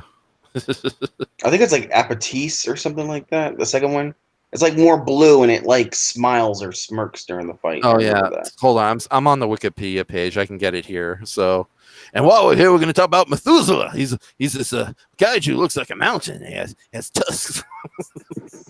That's my least favorite out of that Godzilla movie. I really liked the woolly mammoth behemoth one. I thought that was a really cool look. Why does everybody like, what is it? Like less than a couple of months ago, everyone was like, mammalian monsters suck. And now it's like Behemoth shows up and it's like, he's cool. There's so few mammals, giant monsters. Yeah. I don't know. And the ones we do have are lame and get beat up by big metal lizard monsters. Buy this toy. Bum, bum, bum, bum. Your kids will enjoy it. So, is King Caesar really that lame? The new one is. Mm. He's pretty lame in the Godzilla fighting game. Right. God, he's the worst fighter in that game. So I put the share screen on again. Here is oh God, I can't say this name. Christine Aguilera. That's what she looks like before the makeup. Right, and she still looks great. I thought that looks awesome. It does look very feminine, though. A lot more feminine looking than the other one did. Yeah. This is Al. Oh God, I can't say his name. Al. G's and Y's should not be next to each other. Right. We'll just call him Al. I'll just call him Ollie for now. This is Ollie. Yeah, he's the second Liquid Metal Warrior, and unlike whereas Apathy had kind of a ancient warrior aesthetic, this guy was kind of a sharpshooter, weapons type guy. And yeah, one of the jokes was he had an evil smirk that was heightened with digital technology, so it's like a weird merchant effect, and also he had the ability to become a false imitation Ultraman Agu. So, it's like how Megaguirus was smiling during that fight with Godzilla. Yeah, exactly. Which is like creepy. Yeah, but like he can form a gun from his left hand, and he was definitely more of a sinister badass compared to Apathy. Apathy was a jobber. This guy was like an anime villain. It's like, I've come to kill you because I'm awesome. Oh, and here's the creepiest picture for the night. This is Ollie. I'm not going to say his name. This is him as his evil Ultraman form, and they gave him this terrifying CGI smirk right here. Which is even creepier in still form than I thought it would be in like. I know where your children are. Do you know where your children are? Because I do. That would make for some good memes to add on that picture. Why don't you have a seat over there? Oh no! Yeah, but I'm Chris Hansen, what are you doing over here? I don't discriminate in catching my pedophiles, not even against kaiju and metal men. But I was just trying to start an NFL team. Is that so? Right. A likely story. Would you like to buy a coffee cup? And what is this about knowing where their children are? Uh-oh. And how you'd love to watch them put their hands on balls? Oh, you could take that either way. She took the joke way further than I was going to. Right. Well, I was kind of referencing his show, so I kind of had to. Yeah. No, oh, trust me, I've seen every episode. There's a YouTuber like called it's like Mr. McGee or something like that. He like reviews every season or episode or whatever collection To Catch a Predator. Oh my goodness. Hilarious. Right. You forget how horrible some of those guys are. What do you mean? She told me she was 16. I just brought pizza over. We were just gonna hang out, watch football games. Where is your pants? They disappeared. Magic. There was a guy that he did go in there, and he went like into another room and stripped all his clothes off, and then came back into the living room. And then Chris Hansen had to get his butt in there real quick to stop him. Would you put a towel over yourself, please? Can we go back to talking about the liquid metal monsters from the Please do. Right. So Al Gioros, I'm trying to say his name. Interesting tidbit. In addition to becoming an imitation Ultraman Agu, who was sort of like the secondary Ultraman, he appeared on stage shows and became an imitation Ultraman 80. So apparently the monster did have some life beyond his television appearance. Well, if you made the suit, you gotta use it. You gotta keep using it.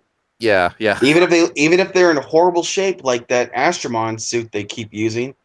Have you seen that stage show Astromon suit? It looks weathered as heck. Yeah. Oh my goodness. All the that's the sad thing about the Ultraman monsters. If their suits are failing, they either recycle them or they send them to the stage show.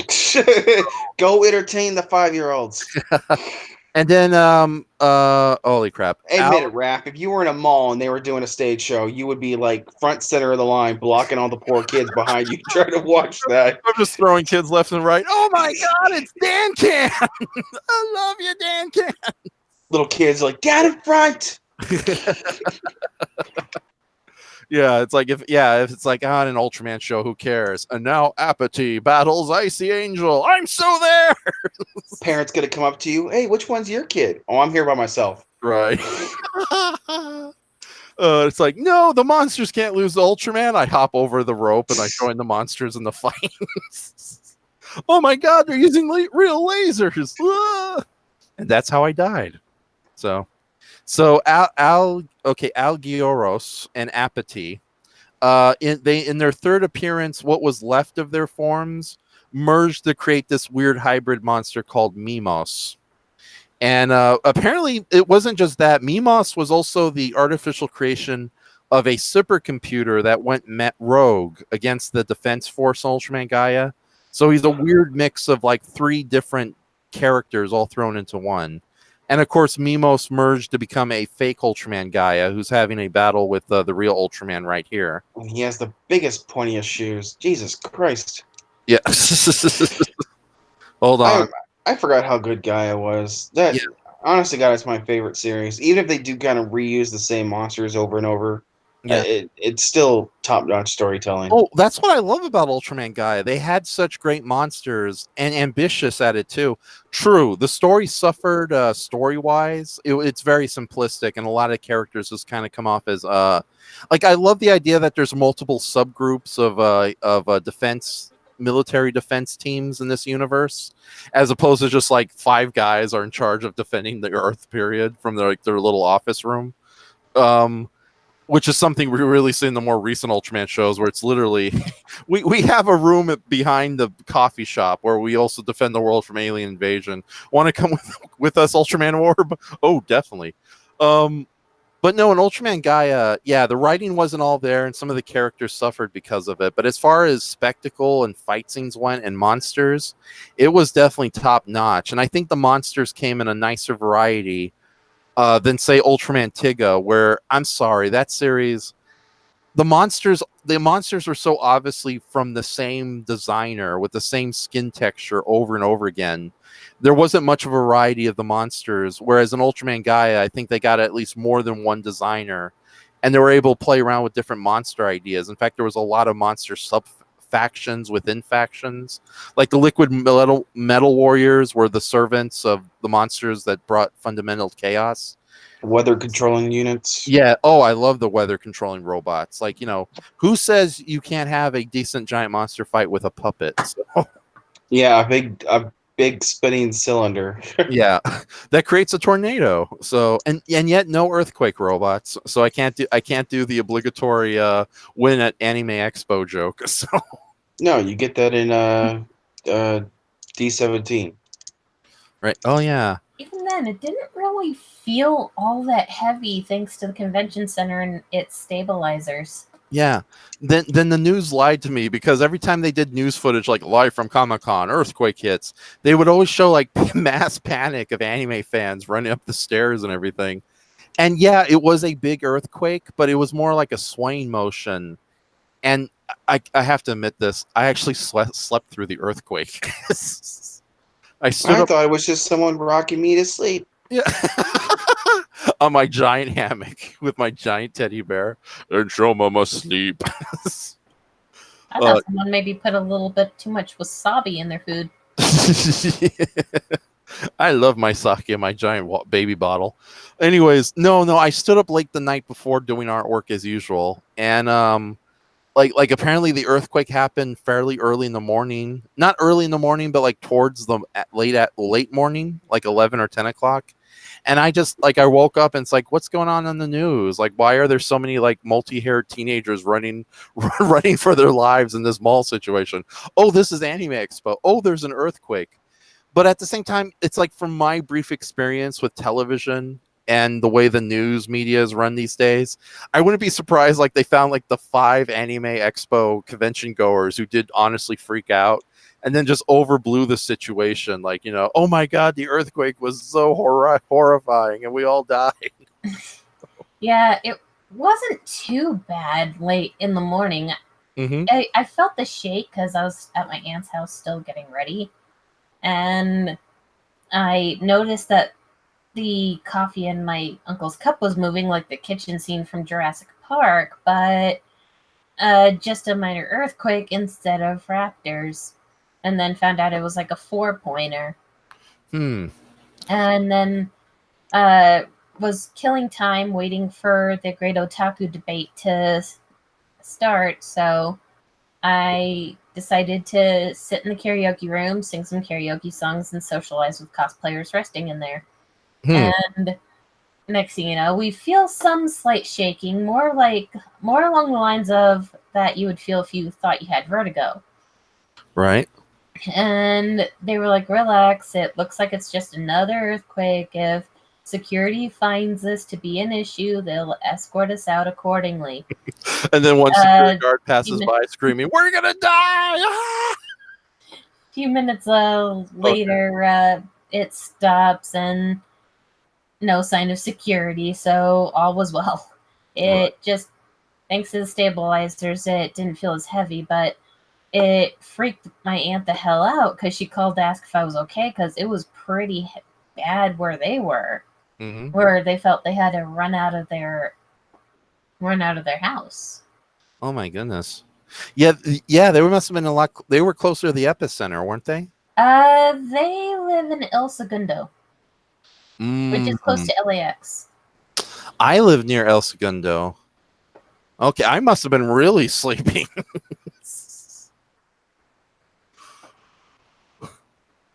Oh my goodness. In Shoma, sleeper of earthquakes. Somebody's rocking me to sleep. How nice. So I've slept through earthquakes before, so I know the pain. Right. Oh my goodness. Brayton, do they have earthquakes down in Iowa?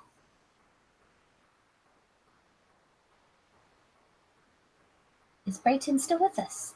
Oh, he has his microphone muted. Okay. He's probably, yeah, I don't know. I guess he's trying to start his own miniature NFL team and he doesn't want us to know. Secrets. That's what the XFL is doing. Oof. Big Right. oof. Yeah. That's going to bomb again. What's going on with the NFL? The XFL. Oh, they're bringing that back. Yeah, he wants to pour. He liquidated about $100 million of assets in order to get it off the ground again. Mm-hmm. Yeah, the only plus side to this is someone else would probably have to manage the actual wrestling, as his time's going to be fully invested in XFL, meaning maybe Raw and SmackDown will actually be good. I know what I you're just talking I about. just came back and the first thing I heard was Raph say, "What's going on with the NFL? What is happening to the live stream?" Raph, that's not like you. What are you saying? Well, you see, they decided to bring in Liquid Metal Warriors from Ultraman Gaia to be in the NFL, and so far the casualties have been appalling. So,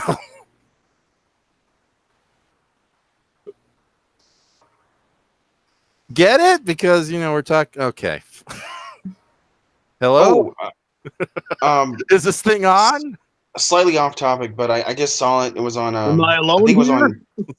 It was on Brandon's Twitter. I don't know if you noticed it, Raph. It shows Shouts DVD Blu-ray releases. Abominable Snowman of the Himalayas with Peter Cushing and Forrest Tucker. They're going to re-release that because that's been out of print. That's been out of print for a long effing time. Oh man, I had the opportunity to get like the out of print DVD for like $1 off eBay, and then it's like someone beat me to it. But I am happy to hear that. I love that movie, and plus it's I love it too. Yeah, it's the only Hammer movie starring Forrest Tucker where Forrest Tucker gets killed. So yes, take that, you McCarthy era supporters. That's literally like one of the only Hammer horror movies I'm missing because they just released Plague of the Zombies like about a couple of months back, and that was really the only one I was missing. But they're also releasing I can't remember the title of it. It's whatever that female mummy movie was that Hammer Horror did. I don't know. Oh, Hand, Blood, Shroud. I don't remember what it's called. Yeah, that one's despite my love for sexy monster ladies, that movie kind of sucks. Like I'm sorry. Like it went nowhere. It was just ugh. Yeah, I don't like that one. It's like Blood of the Mummy's Tomb, something like that. I don't remember. That's the problem with mummy movies. It always has blood, shroud, or hand or something in the title. Right. And I can never keep it straight. What about Gardening Rake of the Mummy? That was a good one. Boom. Damn it, Brayton, we hire you to come up with the better jokes. Why aren't you doing your job? Didn't Mr. Science Theater 3000 do that mummy movie recently? The one where it's an alien, not a mummy? Oh, that's an older episode from the 9th season. I know the movie is called Visitor from Another World, but I think the original title was I don't know, but it was a movie. Yeah, it was a movie. I can't remember what it's called. It's on a 4-pack I got with like the lamp and stuff like that. Yeah. No, it's a movie where you think the monster is a mummy with like a deadly bacteria that whoever touches it dies. But it turns out the mummy is actually an ancient alien and it can't help itself because of the radioactive leakage. What? Yeah. That's a fun one. Yeah, can you enlighten us? What about that movie? What's the original title to it? Oh, I don't know anything about the original movie itself. Okay. I don't even remember what the film venture version of it was called. Was it Being from Another Planet? Is that it? Yeah, being from another planet. Hold on, we got the power of the internet. Why am I asking you, jokers? I think it was like Daywalker or something like that. Mummy alien movie. Time Walker. Yeah, I was close. Yeah, Time Walker. I have it on the same set as like the Velvet Vampire and stuff like that. Right. Who would win in a battle, the Time Walker or the Time Chasers? The Time Walker. It's a fucking alien mummy, Raph. Who do you think? but the other guy can ride a bike and fight with his chin. Yeah. Who's gonna win in a fight? A giant alien mummy or some douchebag from Vermont? Yeah. Who do you think? Brayton, I think you answered your own question. The douchebag from Vermont. Oh no, Bernie Sanders versus the mummy. Yeah. Listen, you got to stop killing all these people because of a curse. Okay, it's time for me to kick some bandage ass. God.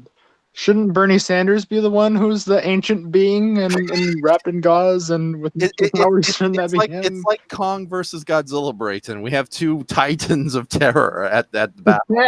They're fighting. Dust is just falling off of them everywhere. This is what your free healthcare gets you. Surrounded in dust and cobwebs. I might not be able to bring down the banks, but I'm going to bring you down. This is what your free healthcare will get you. And for some reason, thanks to a friend of mine and an inside joke, you see him throwing explosive Havarti. Oh, Take that, you mummy bastard. It's not like Sean Connery fighting a mummy there. yeah. Take that, you mummy monster. You, yes. Right. On that's, it's funny. You got Navi, and I got this little Chihuahua we just recently took in named Napoleon. And yeah, what other name could you give him? He has such a huge complex. I know. Don't let them meet. They'll try to battle for who's the superior overlord. I know, and he tried to invade Russia yesterday. We had to save him. That's because Navi already claimed that territory. Aw, damn you, Navi the Great. 5 countries declare war on him. Just him, not the country of France. They declare just him. Right. And then it's like a bunch of guys in like huge country costumes come in. Like the crappy ones you see like in educational shows. We are here to fight Napoleon. You can have him, France, Russia. There's a reason why Raiden and Stephen Walker and Florgo call Navi the Orange Overlord. But yeah, poor Napoleon here. He's a nice dog, and I think what is it? The last family, like they had him, but they were like only taking care of him for a while, and I think they didn't like him that much because we took poor Napoleon for his first walk, and he was just utterly. I've never seen a Chihuahua so like amazed that he gets to go outside. It's a world out there. Right. Yeah. He was on his little flying carpet and singing to us, and it's like we were like, "Knock it off! You want to get sued by Disney?" And he was like, "Why should Disney care when they got a crappy Star Wars attraction to worry about?" Well, that's because nobody's going to it. And tell them I'm Poppy from Beverly Hills, Chihuahua. Yeah, but no, he's a nice little guy, but he has a sad habit where I don't know if he has nightmares or he gets lonely, but he starts to like howl really loud. So if you hear a little Chihuahua screaming in the background, you know what's going on. So separation anxiety. Yeah. Really? I'm literally petting him right now as we speak. Pets can also just have really random dreams. Like Navi was kind of having some pretty crazy dreams where he was moving his little paws about and just moving his head in his sleep. Don't know what he was dreaming of, except maybe his next conquest. The birds.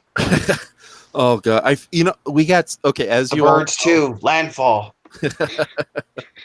Tippi Hedren is being attacked by a bird, but then suddenly an elephant shows up for no reason. Except instead of being murdered by birds, he has a massive smorgasbord. Yeah. He just has to get a straightened coat hanger and start swinging at horrible CGI. Yeah. Oh, Napoleon. Now he's on his hind legs trying to get more petting.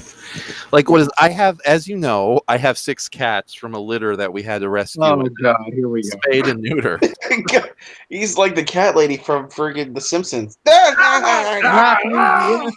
You've got a feral petting zoo over there at this point.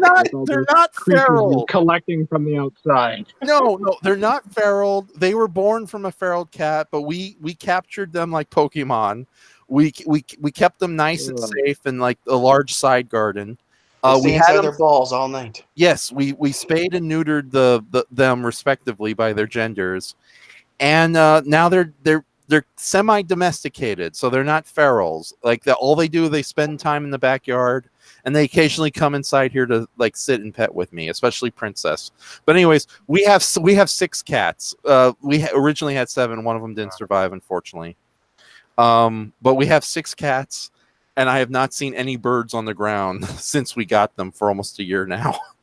So, and not only that, but it's like we have no mice, we have no insects, and now that it's summer, you're getting those big jade beetles that fly around in the garden. Princess, the cat who's closest to me, she keeps bringing those to me like diamond rings every day.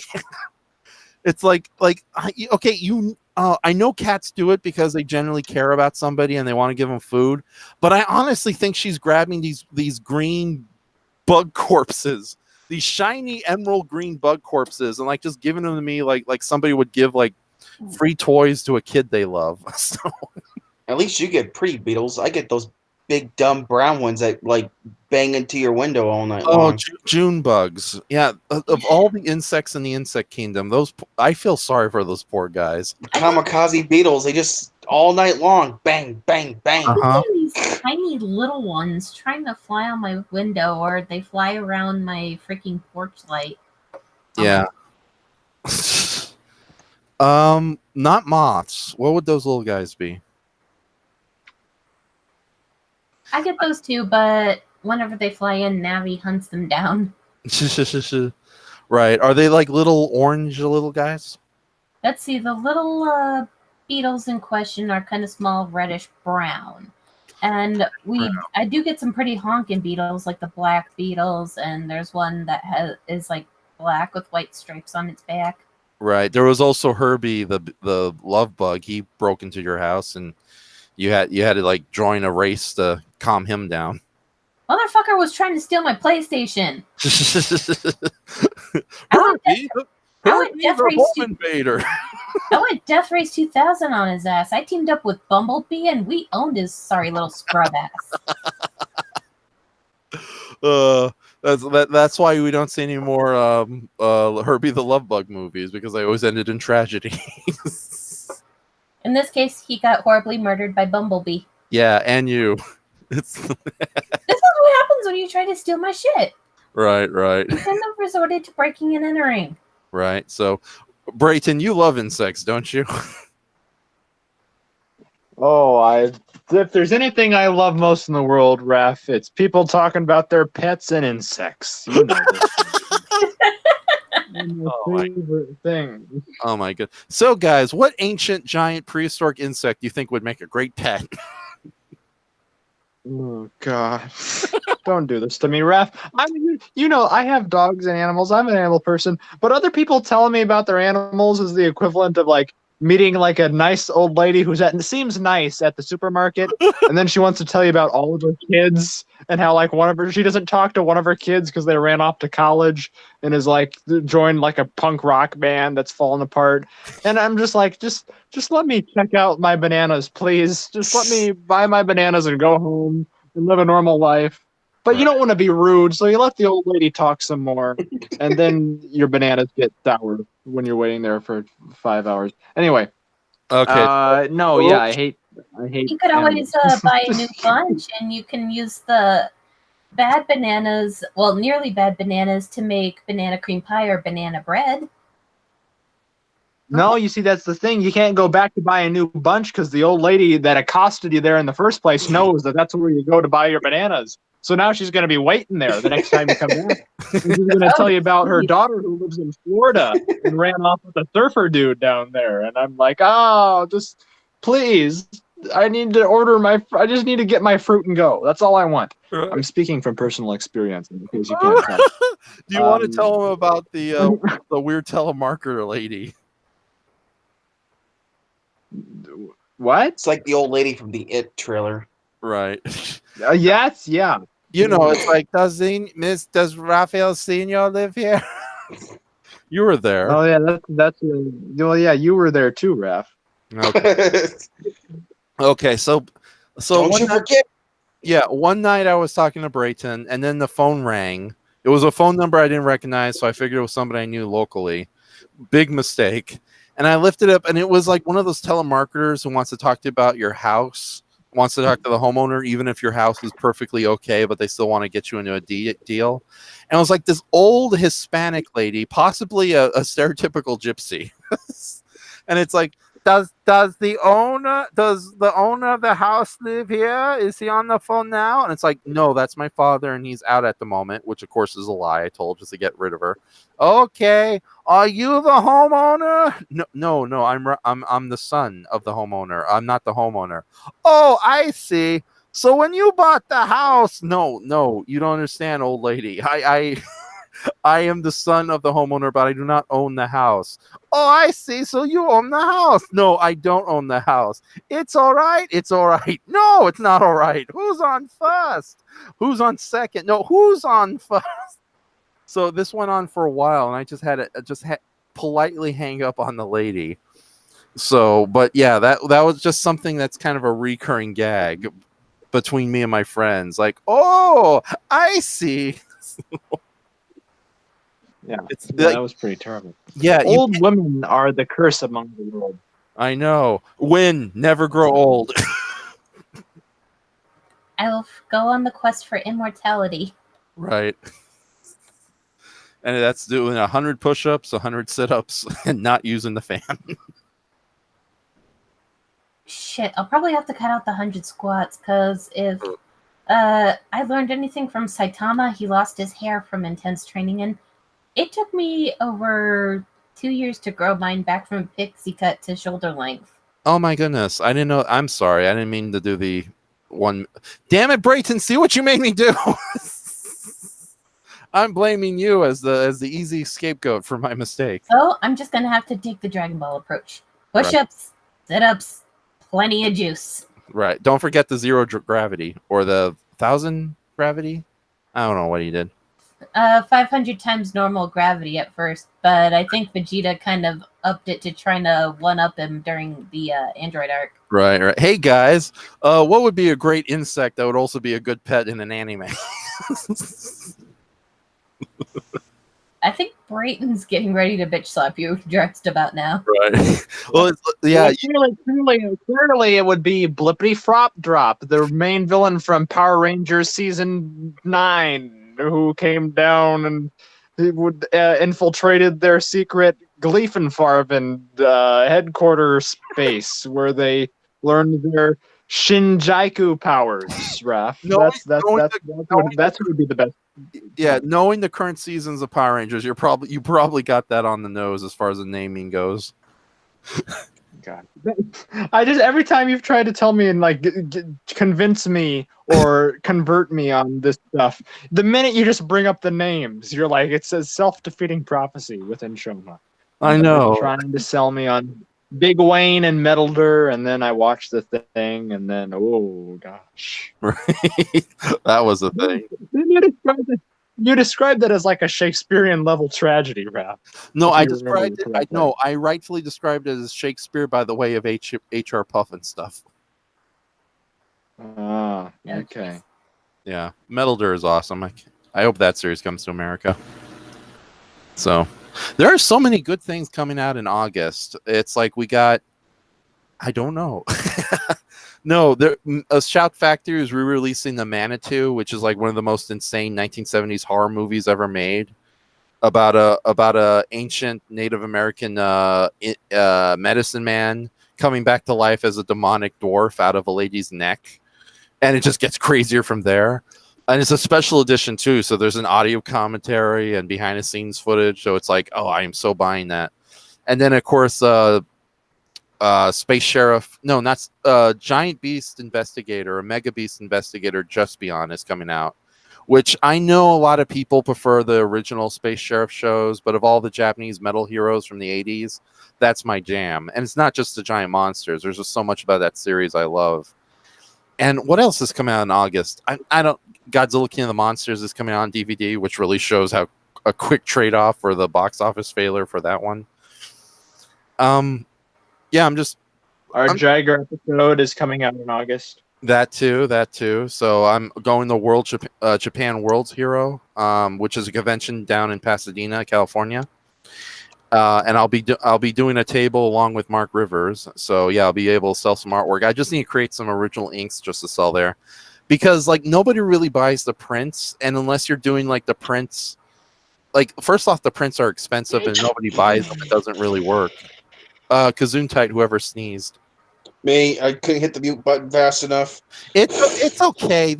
This is not the greatest show on the world. So we can afford to like sneeze and scratch our knees and do all sorts of things. Like any minute now, this little dog that's by my feet is gonna yell his little head off. So, and he's a Chihuahua, so that might literally happen. You know, you keep talking about the Space Sheriff DVD, and I haven't yet to see a DVD release or even like announcement of when the date would be. Which DVD? Just Beyond. Oh, I'll find you a link. But yeah, I'm so excited for that series. Everything I love about 80s Japanese science fiction, anime or live action, is like perfectly summed up in that insane little show. I mean, I already own the series. I mean, the Darth Vader looking evil robot guy.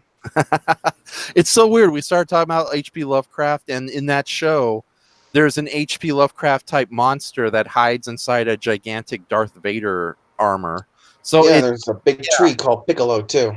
Yeah, that's a weird episode.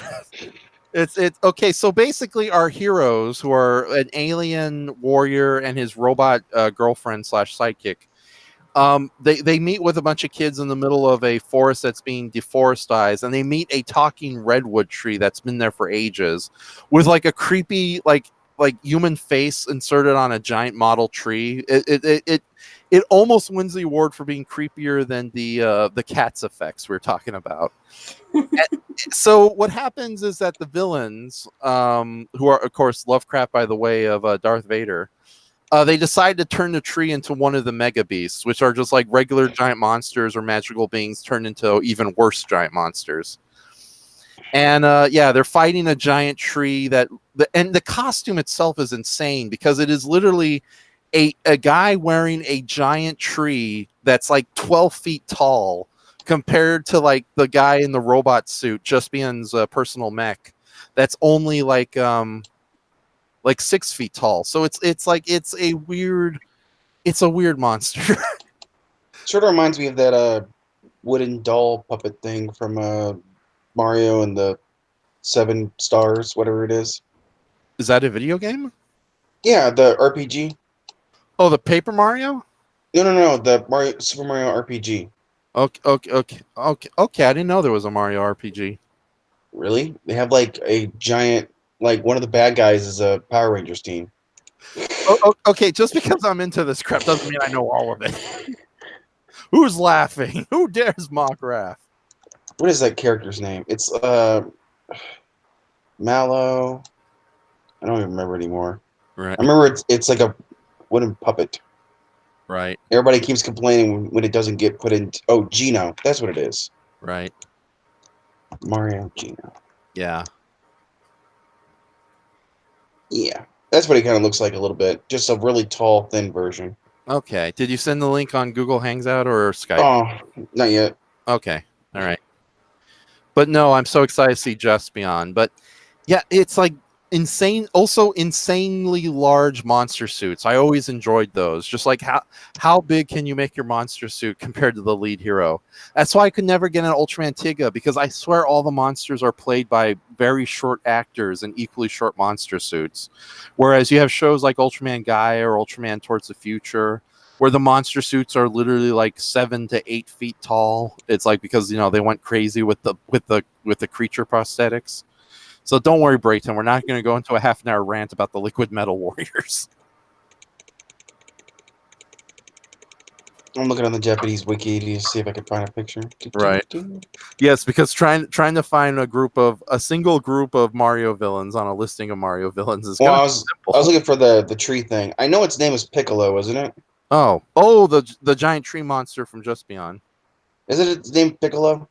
I don't think it's called Piccolo, because I don't remember him playing any good music or constantly getting his ass kicked. Being called a Yoshi. Oh, okay. Not a Yoshi. I'm sorry about that.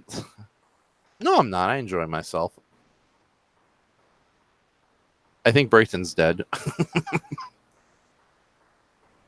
I have nope. I have no idea what that thing's.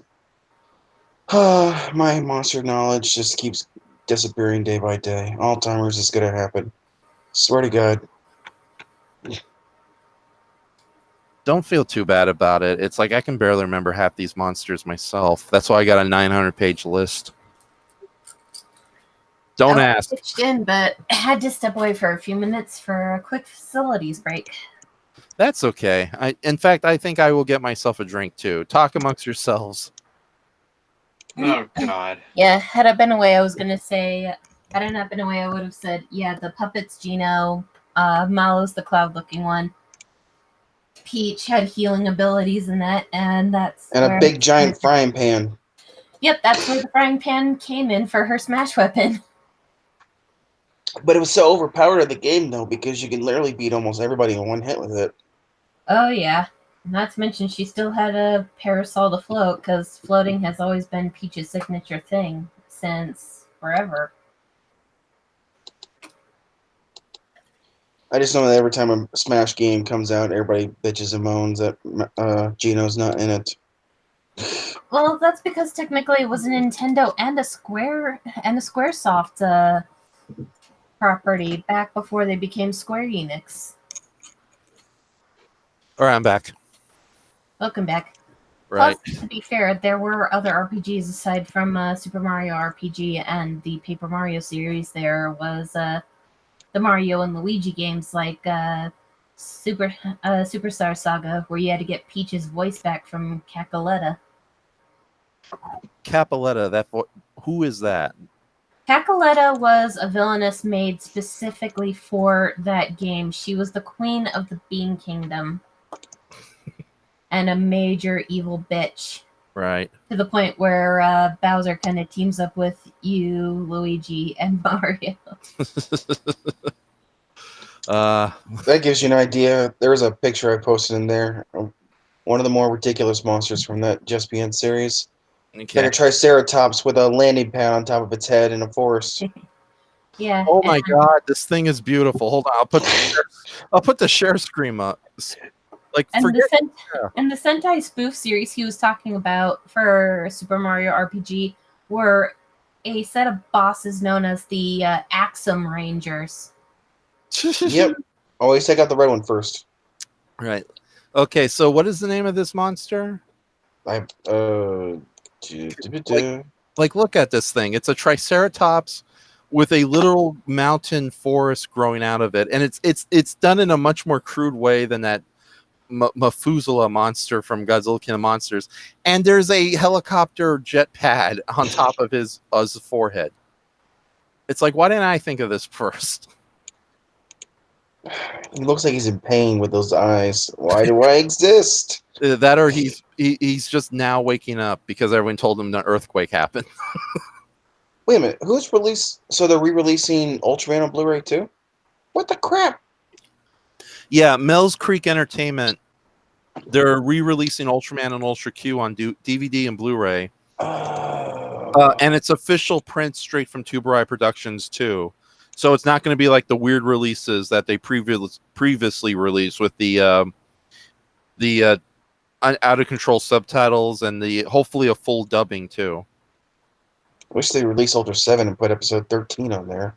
I know it's banned in Japan, but for God's sake. I think now that they're working with Tuberai Productions, I think they can easily get episode 13 officially released in America. So, listen, we don't take offense to it. We know what it means. Yeah, because we can get past it. Yeah, because as you know, when TNT had their Ultra 7 series, they hold on. Stop. No, stop. Okay. Another cat? Okay. So no, when TNT Turner Network something. There was a Hawaiian group I know that was dubbing that series. Yeah, actually there were two groups. There was the Hawaiian group, but there was also the Hawaiian dub, which was more accurate to Ultra 7. I have one of the episodes. That was made a while before the series ever came to America through TNT. But TNT, when they released their Ultra 7 episodes, they actually had the band episode fully dubbed. Of course, it's a slightly comical dub. So you have like the vampire radiation victim aliens going like, when do we get to eat? I'm getting a little peckish. Yum, yum. Yeah, it's kind of like the Ultraman Tiga dub they did. Not as bad. Ultra 7 is the TNT Ultra 7 dub is ridiculous because you had jokes like, Death on Wheels, where they had a recurring gag where whenever anybody said alien invaders, and then someone else would say from space, it even got like almost Monty Python-ish. But that was still delivered in a slightly clever way, as opposed to what happened with Ultraman Tiga, where they would just break the fourth wall all the time, and it was like watching like an episode of Teenage Mutant Ninja Turtles that didn't take itself seriously. Like in one episode of the Ultraman Tiga for Kids dub, Ultra Mantiga dies, and it's like one of the characters says right away, it's like, good, now that he's dead, maybe I can be the lead of the show. It's like, no, it's there's slight, like, comedy is comedy, but you need slight verisimilitude. I don't know. It sounds like when you said the dub, it just reminded me of like Godzilla vs. Mega Godzilla. I call it Space Titanium. You mean it comes from space? Now, in that case, No. I think it was just bad dubbing all around, or like really clumsy script writing. You like that dubbing, don't you, Brayton?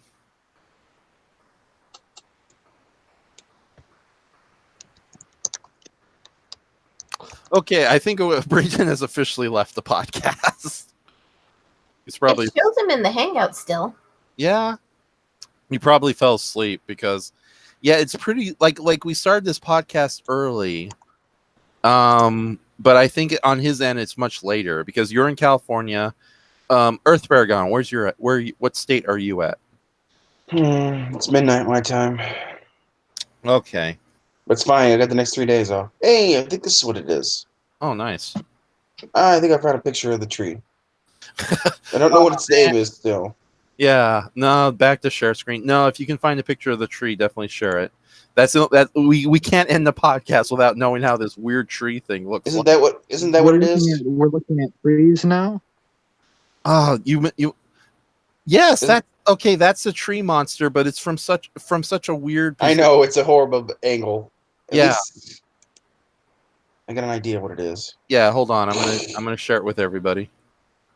Just looks like an epic laugh. Oh, wait, here it is. You found another image? Yeah, there we go. Hold on. Okay. Yep, here is glory. Right there. Okay. Here we go. There's a picture of the tree monster. It's a lot creepier than I remembered. Oh God. Look it's worse than I remember. Yeah. It's like they're fighting over a school. And I think they lowered the monster just enough to be at the same height as the robot. But yeah, there's scenes where he's standing up straight and his costume is like almost 10 feet tall, if not bigger. It's like, and he's got the Megazord fist where the hands can't open or close. They're just permanently. We're not focusing on the robot. We're focusing on the tree monster. This thing looks like a reject from Winter Beast. Is that oh God, Trauma? Is that Trauma movie? Yeah. The three guys in the cabin. Guy gets killed, and then it's kind of like a really super cheap version of Evil Dead. Yeah, with like a stop motion monster every 5 minutes. Yes. Yeah, that's not a good movie.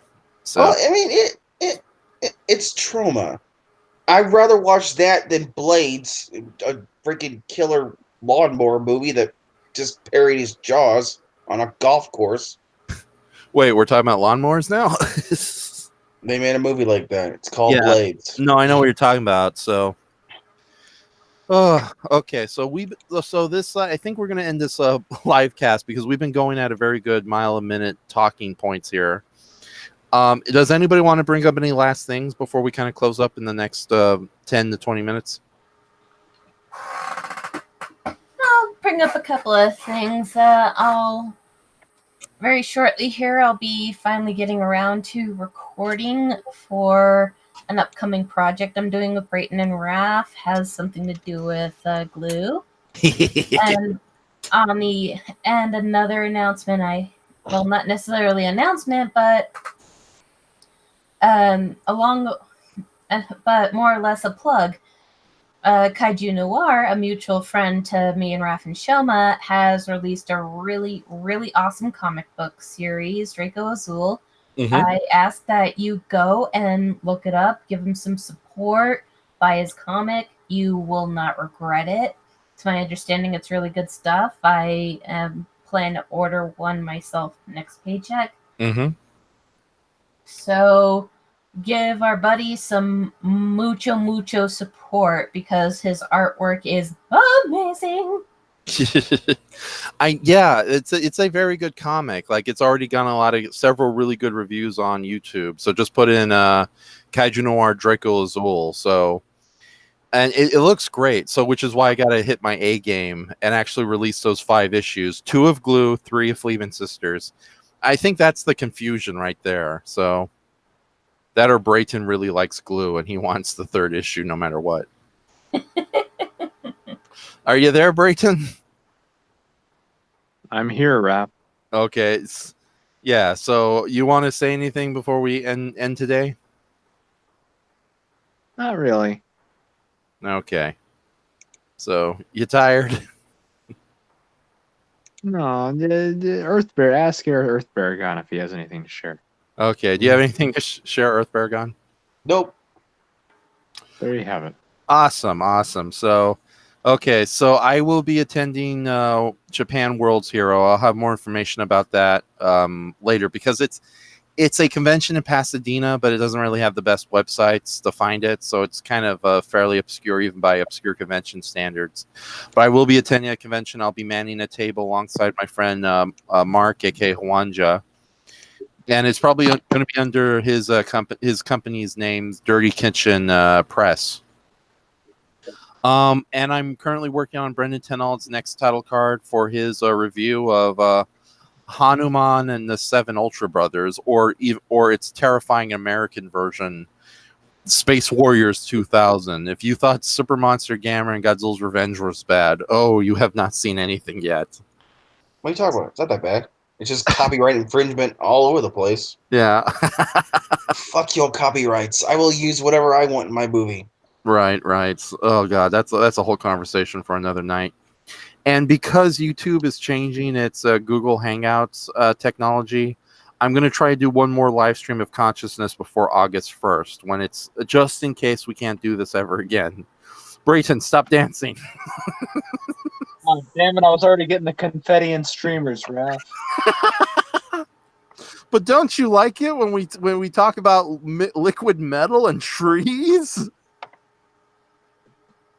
Yes, I love it. Okay. All right. And that little, in addition to the upcoming Mystery Science Theater versus Gamera Round 2 episode that we'll be doing with Brayton, yes, as Wynn says, we will definitely be doing another glue-related thing very soon, which might actually correspond with the comic release. So we'll have like two glues on 2 fronts.